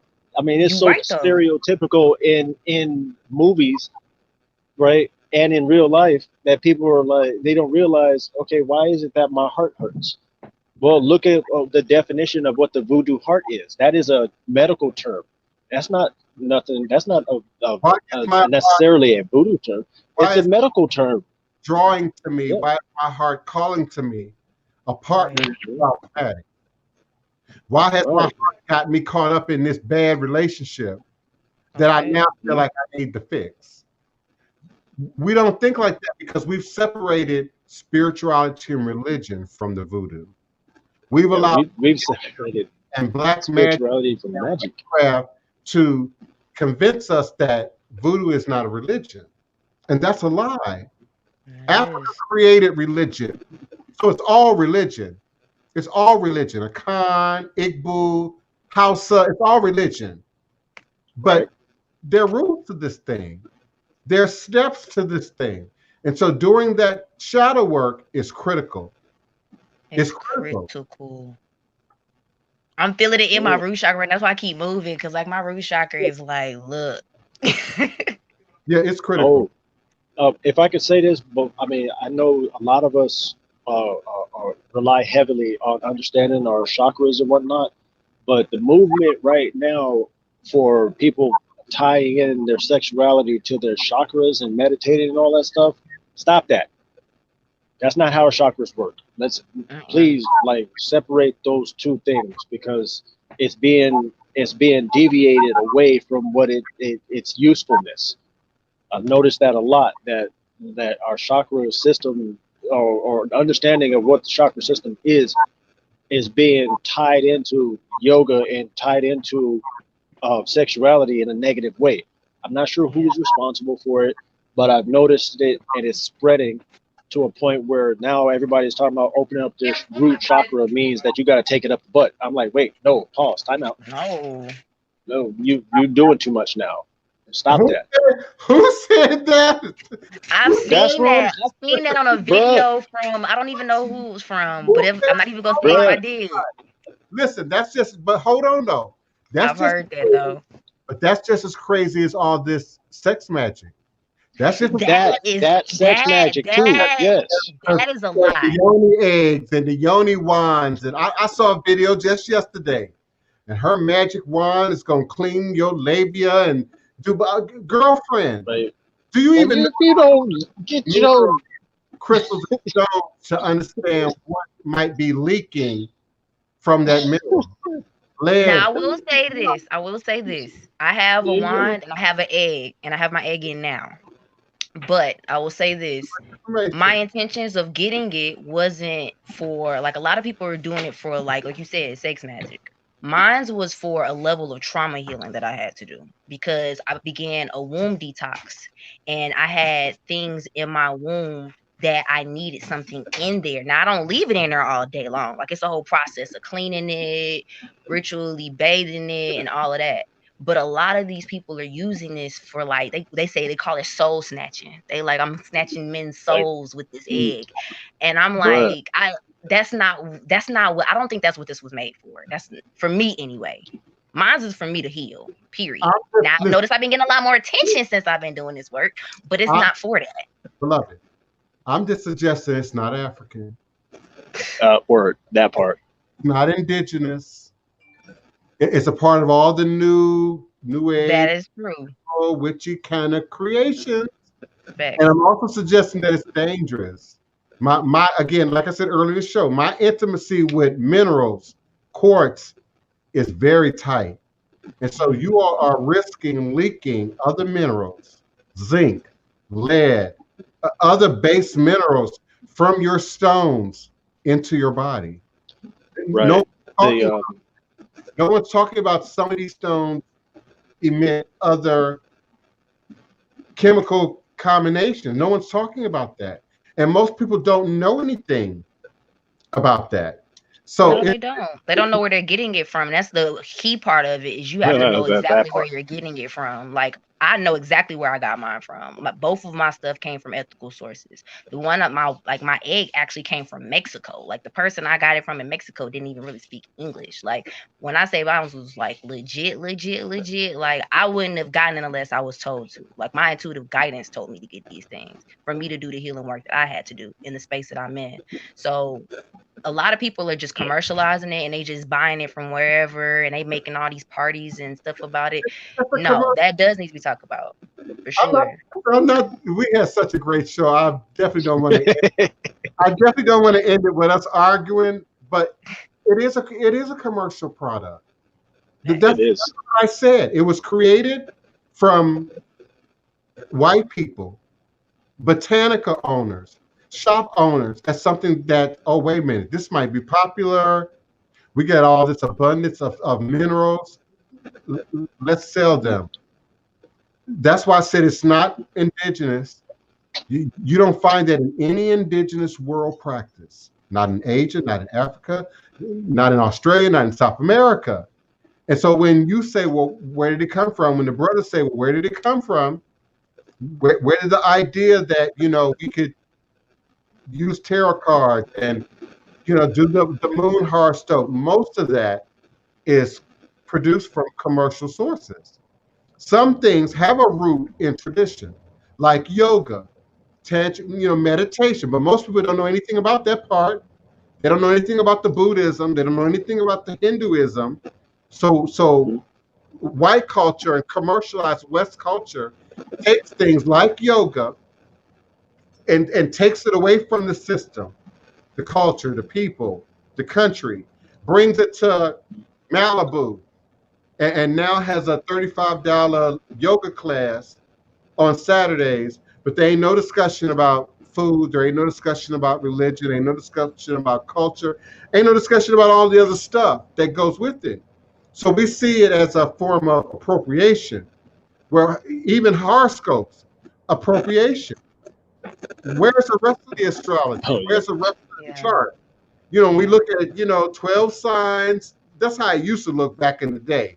You open up the newspaper, 12 signs. Virgo, your day is gonna be bliss. Leo, your day is gonna be benefit. But where's the rest of the astrology? So we were then fed bits and pieces of stuff, and in some cases, completely separated from the culture or practice altogether. So listen, I didn't know how this came up. I love Azurite's energy, so I definitely don't want to say nothing to offend her or have her not come back. I'm just back. Yeah, I'm just telling These you. conversations need to be had. I just had to throw that in there that I feel like it's definitely being exploited. And it for might sure. sound better if I had a 60, 70, 80-year-old woman maybe come on here and tell y'all that, but it's dangerous. It really is. Absolutely. And it's I'm not. I don't disagree at all. very few minerals that you can put inside your body, It's not many that you can. right, that you're gonna not absorb something from. Mm-hmm. Like hematite, never. No. God. Malachite. Never. Those things have copper in them. Exactly. Copper ore. So you sound like you got. I like that. You sound like you got some knowledge. You got some idea, but you got to make sure these other women get it. You can't be putting rose quartz and amethyst. No, you can't be putting. You got to be careful with that because the stone doesn't leach off when it's in water, but your body's enzymes are different than water. Absolutely. And those quartz and things will be absorbed by the body because there's not too many different minerals that your body can't absorb and do something with, whether you like it or not. It can do something negative and to be detrimental to your body, or it can be beneficial to your body, but everything in its proper amount, because everything can still be detrimental to your body. This is plain and simple. Salt is a crystal. And some of Too them much salt will kill you. Just saying. Some of them will leak off in water, even quartz. If you set Right, quartz, certain ones will definitely do it. I got a fish tank. So over the last 30 years, I have put stones of various types in my tank to see them turn cloudy. Yeah. That means they're leaking. Right. If that polish disappears, that means the stone is leaking. And I had some back when I was ignorant actually kill my fish. So I had to learn the hard way. I'm not a woman who's ever tried a yoni egg. But I've learned through other ways and by way of other people. Girlfriend, that's just be careful. As you said, speaking like the polishes, some of them have chemical finishes on them. Yes. You know what I'm saying? And like a lot of people out here just buying this. They don't know where it's coming from. They don't know the person cutting it. They don't know none of that stuff. So you're right, for sure. So be careful. Some of these crystals are like not even crystals. They're like just fossil type with dye on them. Yeah, she said somebody was asking her if she had obsidian is lava. Molten lava. Yeah. It's a natural volcanic. Obsidian is molten lava. And it will cut you up if you break it. Yes, yoni eggs are porous. A lot of the minerals that are being used in yoni eggs are porous. Thank you, Arisha. Arisha's young, but she's mature enough. I said I needed to find some older women to come in here and speak on it. I don't want to give away her age. She old enough. Shamafia old enough to know. Yeah. Savannah Rose might be old enough to know. Yeah. Thank you. You asked, what would you recommend as a good stone for yoni eggs? Personally, I know she said Obsidian wasn't good, but Obsidian is what I have. The Obsidian one that I have was hand cut in Mexico. It came with a matching mirror, and I also had a navel button from my belly button to cut ties with my mother cut as well, personally for me. So, like I said, I don't keep mine in that long. Like I don't keep it in, like some people like leave it in, leave it in. No, like it needs to come out when I need to clean it when I use the bathroom and things of that nature. My biggest use for mine is that I'm currently staying in the house that I was raped in as a child. So when I'm sleeping, I use it at night to help with that type of energy as far as me helping me release that memory of what was transpiring. My wand is rose quartz. I don't use that all the time. Now, the reason why I got that is because I learned recently about men having penile spines, is what it's called. Basically, if you think about it, you think of cats when they have the spines that come out of their penis when they have intercourse. And my ex-partner had, it's not, you can't see them like you do with a cat. Like they're very small, look more like dots. But he had penile spines, and it literally imprinted into my yoni. And I was not able to cut ties with him. Like, and it was like real bad. And he wasn't the first one. Like, he was the first one out of years. Like, I hadn't been with a man in like 10 years. See, But since I had, hold on. See, that's why I get accused of being old fashioned. You know, oh, that's old fashioned when you talking about, you know, marriage. Oh, that's old fashioned when oh, you that's me now. know, yeah, but she just gave you, and it's science, Gave and you it's the rundown. Okay. men leave DNA in you. They That, do. that's Especially if they not clean. fine. Any man, Bruh. house, if you're going to leave DNA, you're going Okay. to leave DNA. I don't care how clean he is. You can brush him down with a Brillo pad. He is going to leave back. If you use a Brillo pad, he's definitely going to leave DNA. Yeah, you. So you know, I know it's not a modern thing to say. It's not the It's cool not. thing to say. You know, women coming into their sexual empowerment. I agree with that. You know, if you want to be in charge, you be in charge.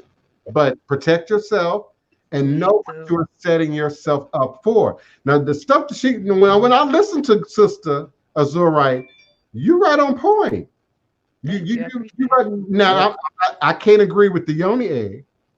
I'm with And that's Tiana. fine.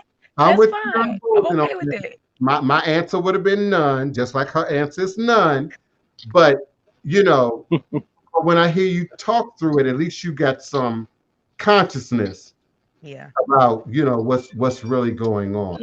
And Took a come while back to get to here that and point of keep talking about it. It is. Yeah.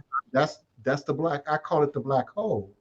That's the black hole, and you send negative energy, negative scenarios into the black obsidian to be sort of consumed by fire.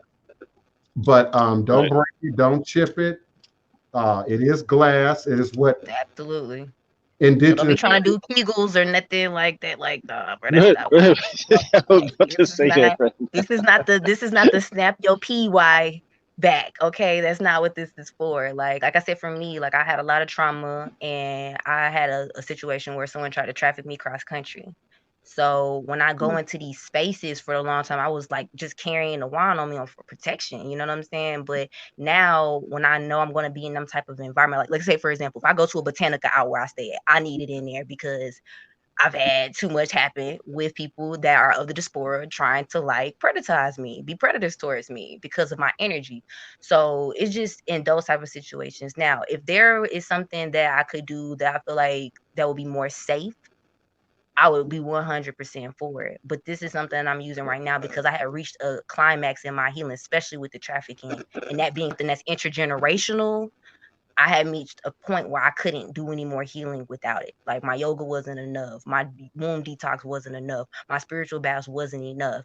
And I was getting frustrated because I was tired of being assaulted. So I was just like, okay, I'm being told to do this. I'm getting dreams of this. When What you can say I do now? intergenerational, you mean your mother or your grandmother was also trafficked? I believe so, and she doesn't want to kill me. This is what I've been like as far as dreams wise. And then like when I've talked to her about mine, she kind of like drops hints about it, but it's like something taboo they don't want to talk about. Was she You raised know? in California also? No, I was born in Atlanta. but she was born in Florida. So that's where that side of the family is from. But it's like, it's them not wanting to tell me. The obsidian is helping me pull out what they not trying to tell me, so I can heal, so I can move on and stop taking on their stuff. Because I honestly feel like, in my eyes, I'm like, I'm taking on y'all stuff. This ain't mine. It's really not. And it's not fair for me to be scapegoated to have to heal everybody's sexual trauma because y'all don't want to talk about it. It's a master truth teller. If you're not trying to tell the truth, if you're not trying to see the truth, don't play with Black Obsidian. If you're not trying to let go of your addictions, if you're not trying to let go of your addictions and the things that you are trapped up in or caught up in, don't fool with Black Obsidian. It'll bring it. And gonna bring it out. If you're gonna have your obsidian, cover your obsidian. Oh yeah. Keep it covered. Yeah. Don't let that it absorbs every negative energy in its vicinity, right? But that negative energy, if it don't get caught in here, it's gonna cling on to other negative energy. Now, I'm gonna break it down just a little bit better than just what the energy is, right? Okay. I did. If this was a globe, right? It's gonna pull in the vibrations from the different energy. The vibration is gonna be the light. The light is also gonna resonate with sound.